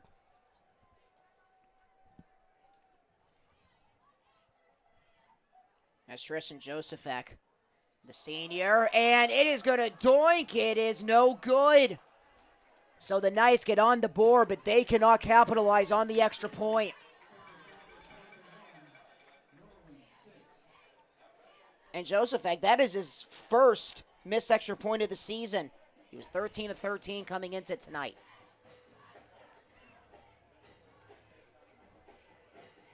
Boy, a tough one when you need every point you can get, but at least the first part of it was done. Norwin finally on the board.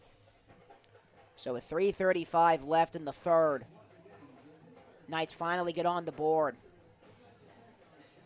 Now let's see what the Vikings offense can do.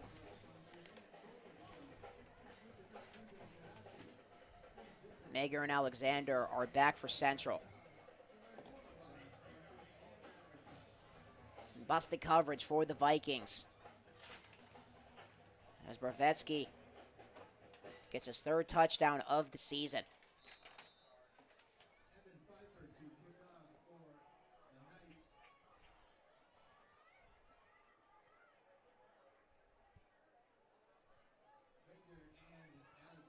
And it's an onside kick. Does that rule 10 yards? Who has it? A surprise onside kick for the Knights, but Central recovers.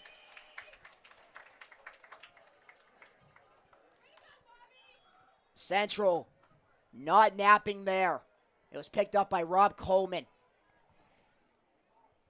Xavier Harding down after that. Definitely a heavy collision.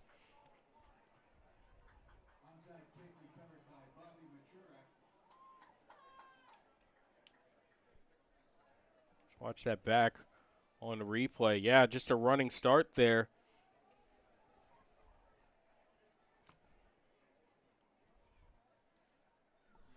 It was actually picked up by Bobby Machurak, senior. Yeah, Machurak able to dive out in front of it. Then in the process of trying to get to that, Xavier Harding ended up in the middle of the collision. And the sophomore was able to walk off back to the sidelines.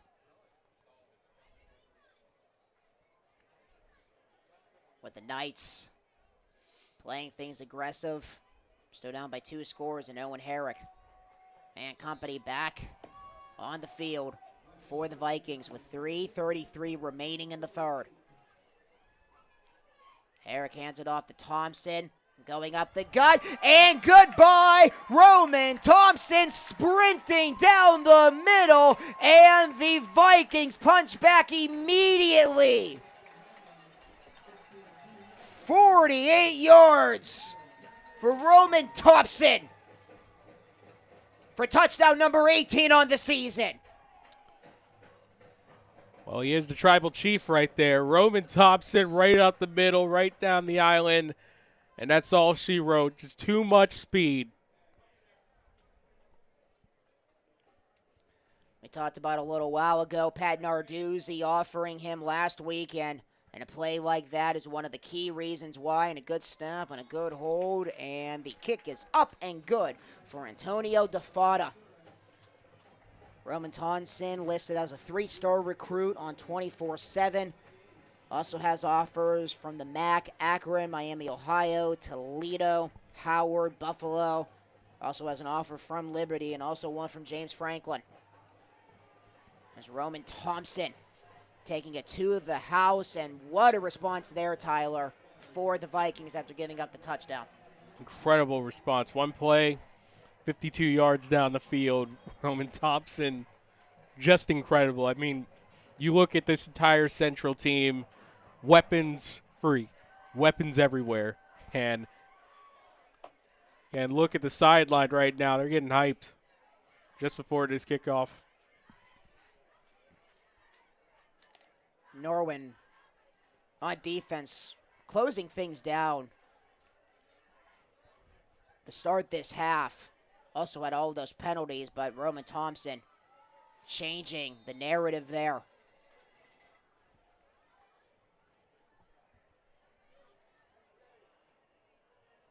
And a touchdown against Shaler.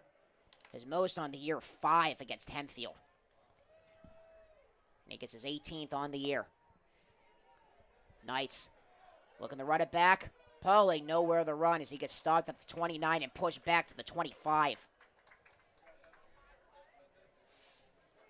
As the Knights offense back to work. Hopeful that they were going to get it on the surprise onside kick. But the Vikings were able to recover. Then the 50-plus yard run for Roman Thompson. Yeah, unfortunate on that one. The Sean Payton type beat did not work, but still, you're able to get a score across that last drive. You got to keep it up. You got to keep on going for it.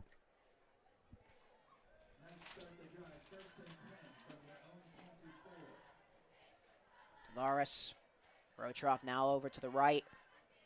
Knights looking for another explosive play. Rotroff going up the left side and trying to get away, but swarmed by the linebacker core. Nekaringa coming up to make the stop. Ashton Blatt also there as well for Central. Gain of 3, 2nd and 7.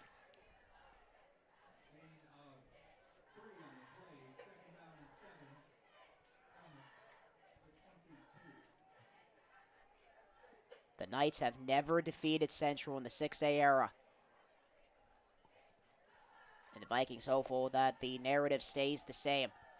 Rotroff trying to cut, and he gets the first down and just a little more, meeting Jordan Ray right at the front stick. Giovanni Rotroff, we knew we were going to say his name a lot tonight. Over 160 carries coming in to this game for the junior. And that's going to be one of those key pieces that's going to be returning for the Knights next year. Tavares off to Rotroff again. Right into the teeth of that Vikings front. And not much room there. Listed as a gain of 1. Pressure by Colbert for the Vikings up front. Yeah, ran right into the blanket. Lucky to pick up one out of that. Tavares wants to throw. Has some time. He waits. He rolls. He gets it away, and he throws that in the triple coverage, but a flag as he was trying to feed it tonight. If that was a late pass interference call. Gleason was on coverage. Thompson, too.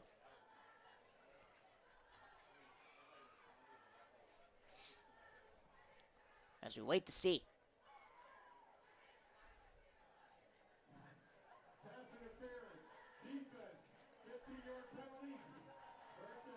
They didn't say who it was against. But the PI against Central. And Norwin will march up into Vikings territory at the Central 48 on the pass interference. They were trying to feed it to Jake Knight. So now the Knights have to go 48 yards. $1:46 left until we head to the 4th. Rotroff with the carry, trying to spin away. Thompson with the low blow, trying for the low tackle. Yeah, good work by Rotroff as he took that first contact and was able to spin off of it and pick up 2. From what looked to be maybe just a back to the line, a scrimmage gain, he fights forward for 2. 2nd and 8. As we approach the 4th. Tavares gets it away, trying to feed it to Knight as he was trying to look for it on the run. Knight was trying to make a diving catch as I believe he got some contact with it, but the pass is incomplete to set up a 3rd and 8. He tried to lunge it a little bit as he was bending in towards the left seam and just couldn't get the proper hands to it. 3rd and 8, Norwin. Have to go for it if they don't pick it up here. They try another design run towards Tavares, and he picks up about maybe 2 or 3, well short of the first down. And that was a design to try to inch closer with the Knights in 4-down territory. With the ball advancing up to the 43. 4th and 5. Knights offense staying on the field. With time winding down in the 3rd.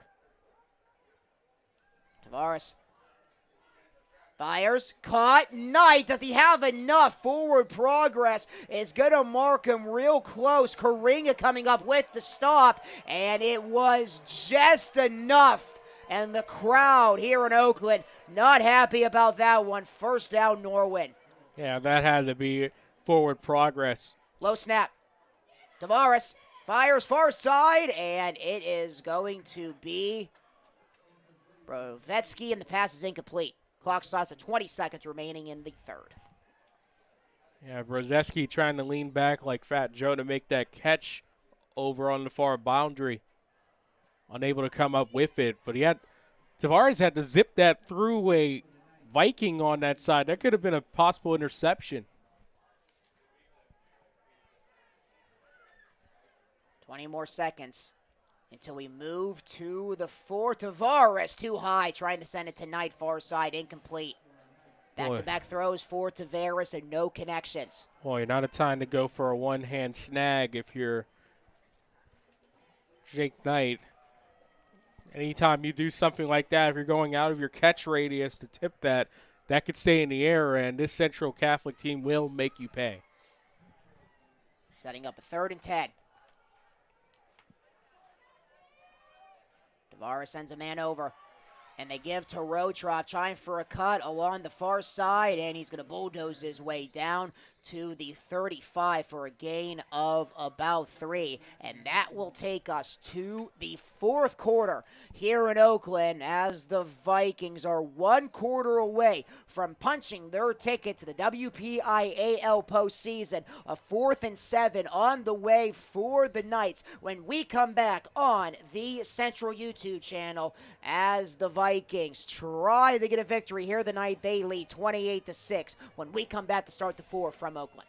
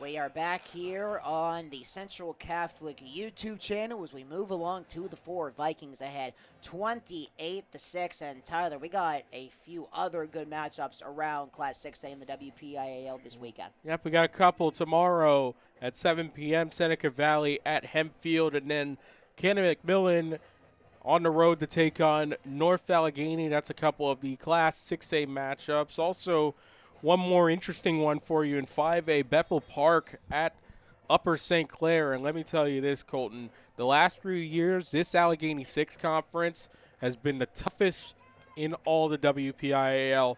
Have been bloodbaths, all those South Hill rivals. Of course, you got Moon in there as well. Baldwin will now likely to become independent, so it'll be interesting to see in the next alignment cycle how that conference will stick together. And a 4th and 7 here for the Knights. To start the 4th, Tavares steps up.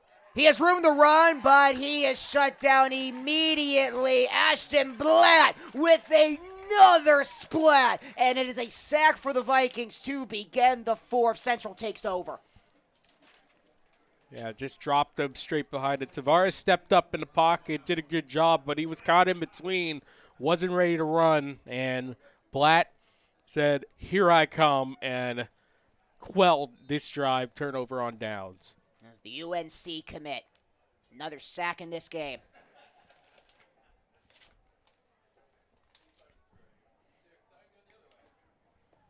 And the Vikings offense taking over as, will they try for another explosive play, or will they just simply try to run out this clock? With a short run there, not much room, and I don't think there's going to be any gain there for Jaden Alexander, who started off this game with that 65-yard touchdown run. And Central, a few hiccups along the way, but for the most part, Tyler, this Vikings offense hasn't looked back. And they will hand it off to Alexander again. Up the gut, trying to spin his way forward past the 45. Trying to inch his way down toward Knight territory. Yeah, they've been their own worst enemy at times. Penalty trouble had them back up, and fortunately the Knights weren't able to take advantage. And Alexander, a flag is down as he tries to spin away, but he is forced to the ground. Pressure there by Mike DeFazio. Josh Leonard also in on the play. And we'll check the flag. It's a false start against the Vikings. So if that's a false start, does the play not even count?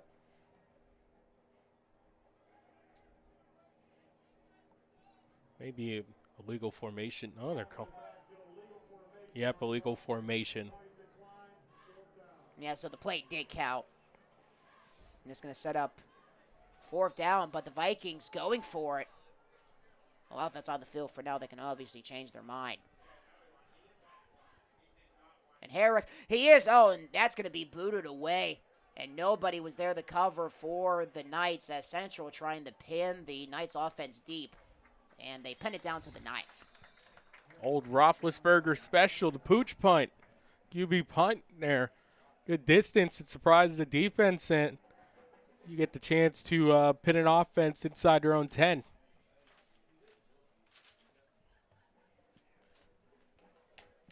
As the Knights try to get another touchdown on the board.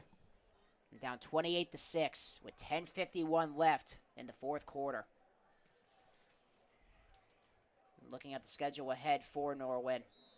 They got Cannon McMillan and Mount Lebanon, 2 teams that are still trying to be in the mix for that possible final playoff spot in 6A. And for the Vikings, they got Seneca Valley and Cannon Mac coming up next.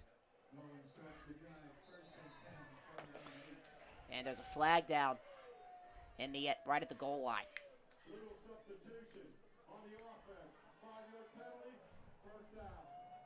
So now put them under 3. Oh, that's a rough one. And this Central defensive line, we don't get the size talk with the offensive line, but they're still plenty big and plenty athletic. So Tristan Tavares, beware. The Knights had a safety against Hempfield, but they are in danger. And Tavares is a design run, trying to get out on the goal line as Nick Karinga was trying to bring him down to the far side. He'll come up with the tackle. Also had some assist by Gatton with the design run for Tavares. Gain of 1. Yeah, it's QB power off the right side, just trying to establish some spacing. And Tavares knew he was a dual threat. 73 rushes coming into this game, and they handed off far side, but no room to run. Along that far side, it's Rotroff again. Gains about 4, 3rd and 10.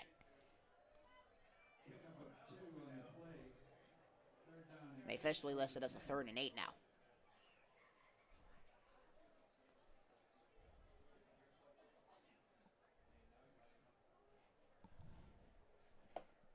Tavares wants to throw. Has time. It's going to be caught. Trying to juke his way towards the 1st down was Brzezinski. A little slow to get up as well as he jogs back, going to come up a little bit short, and the Knights offense staying on the field 1 yard short of the 1st down for Brzezinski. And Tavares will try to pick it up with his legs, and he will as he chugs along past the 20, and he gets tackled at the 25. Good work with the QB inside tackle run for Tavares, and he's had that success that actually got them back to the original line of scrimmage when they were inside their own 5. Now he looks to throw. He will not. Manny Rigas says hello. A sack for the junior. His great uncle, Jose Rigas, the former head coach at Sarah Catholic High School. And watching his great nephew here in the crowd tonight, and Rigas comes up with the sack. 2nd and 19. Second down and 19 from the 14. His great uncle giving Sarah Catholic a WPIAL championship in 2021. And they hand it off to Rotroff, trying to go up the right side. Rotroff, and a flag is going to be thrown along the far side as Rotroff got tackled at the 21.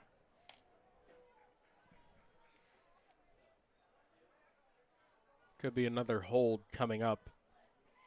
Officials are talking it over now.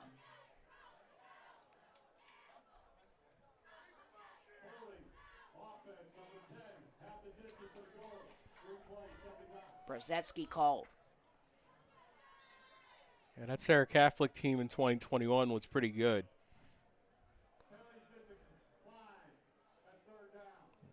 And Central actually declining the penalty.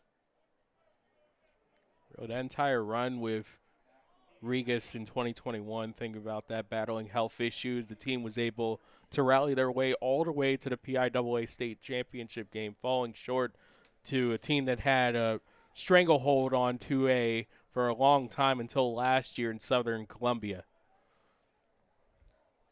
Of course, our alma maters, back-to-back years, both managed to win WPIAL championships. Sarah Catholic talking right now in Steel Valley to my right. Yep, always in the building. Yeah, I had a chance to catch up with Jose Rigas at halftime. That was Colson Gatton, who jogs back off. I'm watching his great nephew in the crowd here tonight. It's good to see, and a little bit of a tough run right now for Sarah Catholic, but always a strong program. They're led now by the defensive coordinator on that 2021 team. That's the Central Catholic graduate, Akeem Robinson. And much like everything, it all reverts back to Central in a way.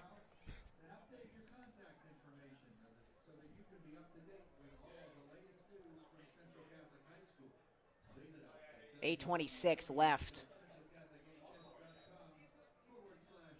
And, of course, Central Catholic, the defending PIAA runner-ups from a season ago after falling to St. Joseph's Prep again. The last 3 times, Tyler, the Vikings have been the runner-ups in the state championship game, 2013, 2016, and 2014, all losing to the same opponent, St. Joseph's Prep. Yeah, you talk about strangleholds. That 6A title pretty much in their hands over the last few years. And Central celebrating the 10-year anniversary of their last state championship, 2015 against Parkland. As the Vikings look to bring state championship number 5 back to Oakland this year. Tavares, he's in trouble. He cannot spin away. Another sack back-to-back for the Vikings. It was Karinga. Also coming in, Jalen Smith. It was just a smorgasbord on the men in Central getting the sack there. And they booted away as 7:50 remaining. Barring a Knights miracle, I think it's safe to say now is that one will be touched at the 50-yard line by Pauling. And having a look at what every 6A champion did the next year, starting off with Central in 2017, losing to Pine Richland in the championship game, and then Pine Richland winning back-to-back in 2018, defeating Seneca. And Pine Richland, they were going to back-to-back in 2019, but lost the Vikings in the championship game, as the Vikings in this situation before where they were the WPIAL champions and looking to defend their title the next year. That was in 2019 and 2020 with the Vikings defeating Pine Richland in the championship game in 2019 and then going on to defeat North Allegheny to go back-to-back in 2020. Herrick, he looks to throw, and he is going to get it off just in time as there's going to be a flag for intentional grounding. Gio Algeri was on the pressure. The junior. And they're going to say he was down. And they call it a sack on the play as the clock continued to run. Seen the windmill for the white hat. Second down and 21 for the Vikings from their own 40. Alexander, I'm going to try to get some of the yards back. Going right up the gut. Or Central always been part of the championship games. I also seen the 2021 loss to Mount Lebo, who went on to win that state title. I was working as a utility for that championship game. Had to help the guy running the on-field cam spool up the wires. Got the chance to talk to Tyler Palco. I call it human hamster wheel, human dog runner. One of the WPIAL legends. Third down here. Herrick throws it long. It is caught. First down, Watkins. He's been getting that post route all night, and finally on the deep post, he's able to hang on to it, put some sticky glue on that hands. Big time play. Watkins heading to Annapolis in the spring. And another handoff here. Alexander, the wrap up. Josh Leonard coming up with the stop. Maceo Watkins also had some FCS offers, including to stay home here at Duquesne. Also had an FBS offer to go out to Vegas to play the UNLV and also Sacramento State. Both stops of Brennan Marion. But electing the head to the AAC with the midshipman.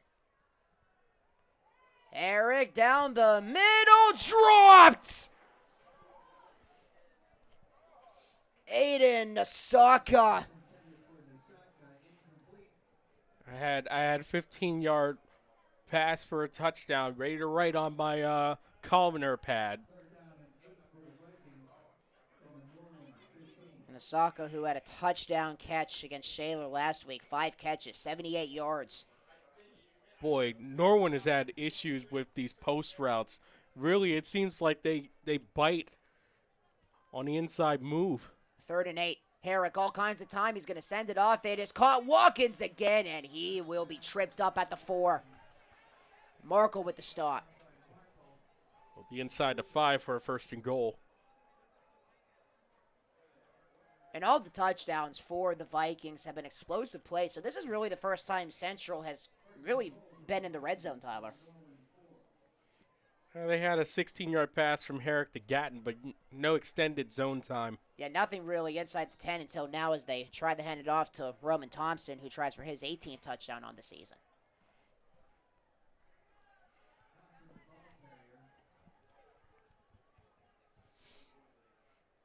And they'll feed it off to Thompson again, and there is touchdown number 18.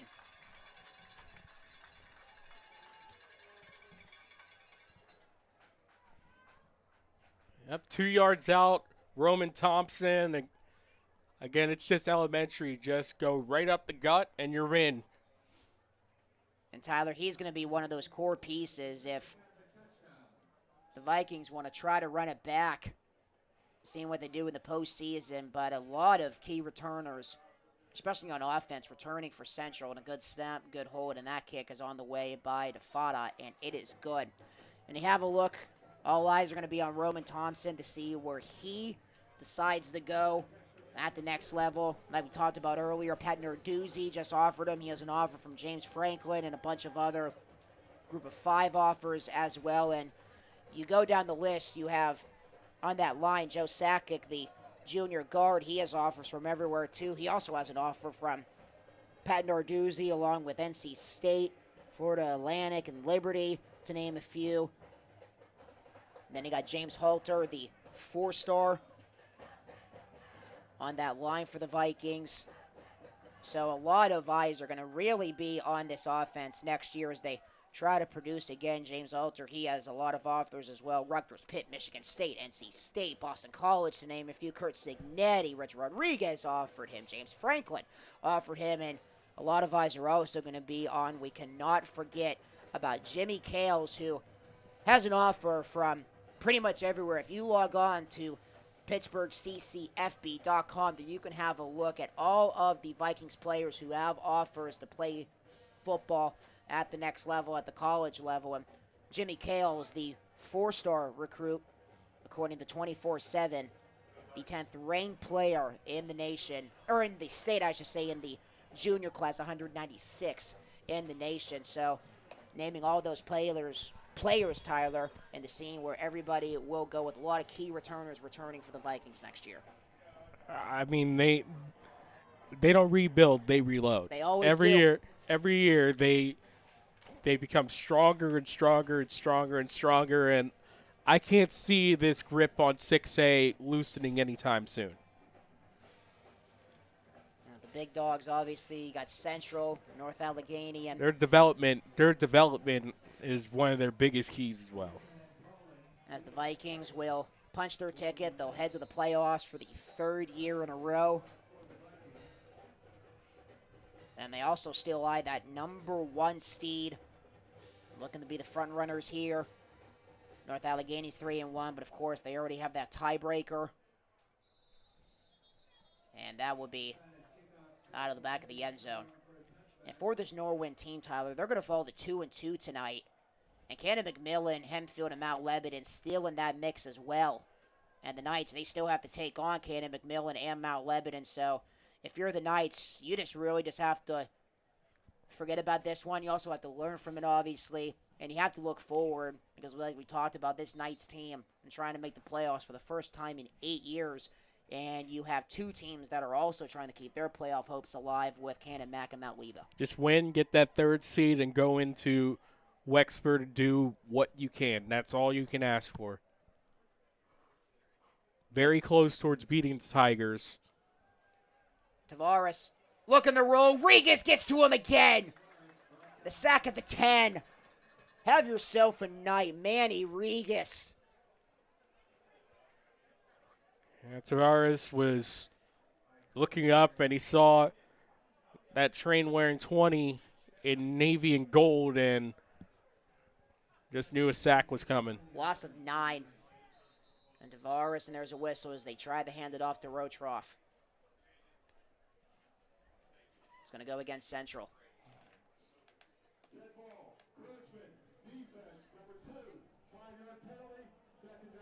It's against Zach Gleason, and we were talking about all of those key returners next year for the Vikings. Also had to look at Zach Gleason, who has offers from everywhere as well. Pitt has an opportunity to go to Cal, Syracuse, Indiana. So one of those other key players for the Vikings. Rotroff looking for some room, gets a cut, and trying to get up towards the first down, and another flag is down as Rotroff's helmet comes off. Jordan Ray was there for the stop. Had some help from Seamus Mahon. Back-to-back plays, back-to-back penalties.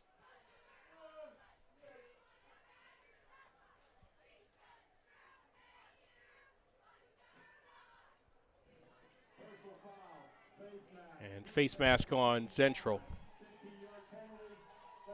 Against Cole Bayer. And so the Knights will try to head back home with possibly one more touchdown with 4:12 left in this one. And for this Norwin Knights program, one of those 6A teams that has never won a WPIAL football championship. Along with Seneca Valley, Cannon McMillan, and Hempfield. And Norwin and Cannon Mac are the only 2 6A programs that have never even played in the championship game. Seneca, they have played in the championship game 3 times, but losing every single matchup in 1989, 2016, and 2018, and it's been a while since Hempfield has made it to the WPIAL championship game. You have to go back 59 years, 1966, as Rotroff trying to chug along, but he needs Zach Gleason right at the line. 3rd down on the way for the Knights. Like we talk about, this is a program that is trying to see victory in a playoff game. Last time was 2007. I still think that there's a chance. I mean, they got to win out from here on out. Though this has to be the strongest 6A has looked in a few years. Tavares looks to throw. Has to get away from the pocket. Another flag is down, throwing it. Pass is incomplete. He was trying to feed it off to the Fazio. I'll continue on my diatribe on the strength of 6A after this. It's a whole penalty is going to be declined. You take a look at it, you know, Norwin getting off to, It's going to be against the center, Patrick Schmuck. so Norwin started off the season. They, after that tough loss, they won 3 straight before that. Then you have Cannon McMillan, who are on a bounce-back trail as well, 4-3, 2-1 in conference play. Hempfield started off 3-0. And they had that heartbreaking loss against the Knights last week. Yes. It's punted away, and it's going to be bounced at the 20. And it takes a favorable bounce for Norwin. I don't know if you heard the Touch by Class. I don't know if you heard the story about the Dietroffs and all that. TJ Dietroff, whose son Dom plays quarterback at Hempfield, passed away shortly before the beginning of the season. This Hempfield team had been playing with hearts full of fire for them, man. It's a really good story with it. He switched his jersey number from previously number 3 to number 18 in honor of his dad, who played for Jeanette and was also a head coach at the youth levels for Penn Trafford. And Hempfield, a team who also played with heavy hearts last year with the passing of their former head coach, Rich Bowen. And some pressure up the gut for Norwin. With 2.5 minutes remaining until we close the books on this one. It's an inspired bunch out there, the Spartans, and you wish the best for the program, and of course the Dietrich family as well. Yeah, and Rich Bowen, who was a Sarah Catholic grad, taking the Eagles to the WPIAL championship in the early 80s, and then was the coach in the WPIAL championship run and a runner-up finish in the state tournament in 2007. And the last year that the Knights have obviously won a playoff game like we have mentioned here tonight, as Alexander with the carry. And the playoff game since for the Knights after that 2007 victory, one and done in 2010 against Woodland Hills, one and done against Central in 2014, and then Pine Richland, a high-scoring affair to say the least, 10 years ago in the last year of just the 4 conferences, 62-50. And we were talking about Pine Richland's early run through the WPIAL playoffs, but in 6A, the championships. That coach at Central was also a big part of that as well. Ryan Lehmeyer was the offensive coordinator at Pine Richland. And there is another handoff there, and Leonard with the tackle. Think of how well we saw with Phil Jerkovic coming up through Boston College, Notre Dame. It started, obviously, at Notre Dame, and then went to BC, and then ended his time here with Pat Narduzzi at Pitt. Doesn't always work out, of course, but, hey, he made it up to the highest level of college football. I think you got to give some respect to that. Ryan Lehmeyer was on the other side of that Central Championship in 2019. That low-scoring affair, 10-7 was the final. 4th and 4 with 35 seconds left. And a timeout is going to be called as the Vikings are 31 seconds away officially from punching their ticket to the WPIAL postseason for the 3rd year in a row. Yeah, these much longer run than that, of course, with this team. It's been pretty much automatic for years. I mean, they're the class of the west side of the state for a reason.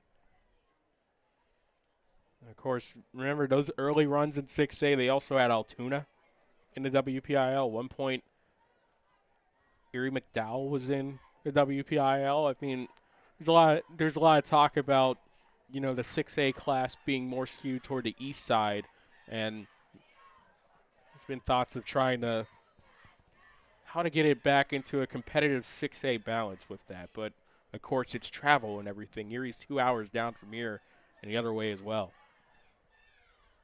Altoona, not a short hike either. And it's going to be grabbed by Knight, trying to spin away. Jake Knight looking for some room if he can make a cut as he gets across midfield, and he will be tackled at the 45. Coming up to make the stop, Rob Coleman. So you got 16 seconds. Let's see what the Knights decide to do. as the 2-game winning streak is going to come to an end for Norwin. And Central's also going to stay undefeated against the Knights in the 6A era.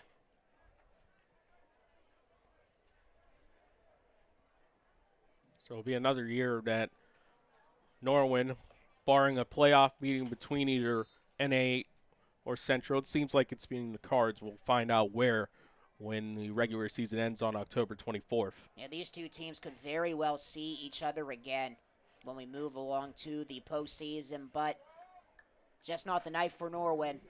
And on this Thursday night WPIAL contest here in Oakland, 35-6 is the final as the Vikings punch their ticket to the WPIAL 6A postseason for the 3rd year in a row in a dominating victory from whistle to whistle for the Vikings here tonight. Just another dominant run for Central. Have been in the 6A playoffs pretty much every year this conference's existence, and definitely one to watch out for beyond the WPIL, going all the way to the state finals. And the boot, they also win their 7th in a row. 7 straight for them. Tough loss to LaSalle College at the Wolverina, but again, they have bounced back brilliantly. Big victory against Woodland Hills up at the Hall of Fame Stadium in Canton, and they just continue rolling. And Central Catholic now improving to 7-1 and 4-0 on the season with just 2 games left. Cannon, McMillan, and Mount Lebanon, as Central Catholic eyeing that #1 seed as well for the WPIAL postseason. And on the other side, the Knights going to 5-3 and 2-2 on the season. And of course, the Knights still have to play Seneca Valley, and Cannon McMillan. Seneca Valley still 0-3 in 6A play, 2-5 overall. And Cannon McMillan, they are right there as well, 2-1 and 4-3 in overall play. So the Knights just have to keep this rolling, Tyler. A lot of lessons to be learned, but you have to forget about that one. And if the Knights want any chance of making the postseason, you have to push forward and try to defeat Seneca Valley and Cannon McMillan in their last 2 games of the regular season. Yeah, winnable games, all of them. I mean, that Cannon McMillan game's going to be a battle. Mount Lebo, yeah, it's not been a good run for them in the last few years. Of course, they have coaching changes and stuff like that, but they always get up for the big contest. This is still anyone's race, really, in the 3 and below stage of it, really possibly outside Seneca Valley. They got some work to do, but this isn't over. Norwin still has to get some work done. And any final thoughts, Tyler, for Central, as at least you know that you have that ease and that comfortability knowing that you're going to go to the postseason, but for the Vikings, they look to pick up those last 2 victories and try to stay undefeated in 6A play and get that #1 seed. I mean, really fantastic offense, strong defense as well. You want them to clean up some of those penalty issues and tighten up a few things, but this is why they've been so dominant for a while. They eventually get those things together, and then they become a complete machine as they roll down the tracks towards the WPIL championship and state playoffs. Again, what I've seen here has been what it's expected for Central Catholic dominance, and look forward to seeing them continue on this roll. For Norwin, shake this one off. Let's get it going because it's still not over. The #3 seed and a date with North Allegheny on the road, and maybe potentially if something miraculous happens in 6A, maybe you might get another chance at a home game, but still, don't worry about that. Handle your business, and you might see this team again for your first championship game in a while. Well, my friends, that is going to do it for us here on this beautiful night from Gessling Stadium in Oakland. For everybody in our Central Catholic YouTube channel production crew, Joe Deasy, our producer, and for my broadcast partner, Tyler Polk, I'm Colton the Bias, signing off on this Thursday night in Oakland as the Central Catholic Vikings defeat the Norwin Knights 35-6, and they punch their ticket to the WPIAL 6A playoffs with a victory here tonight, a dominating one over the Knights. Hope you all enjoy the rest of your score Thursday night, 35-6 the final, and the Vikings are off to the WPIAL 6A playoffs once again.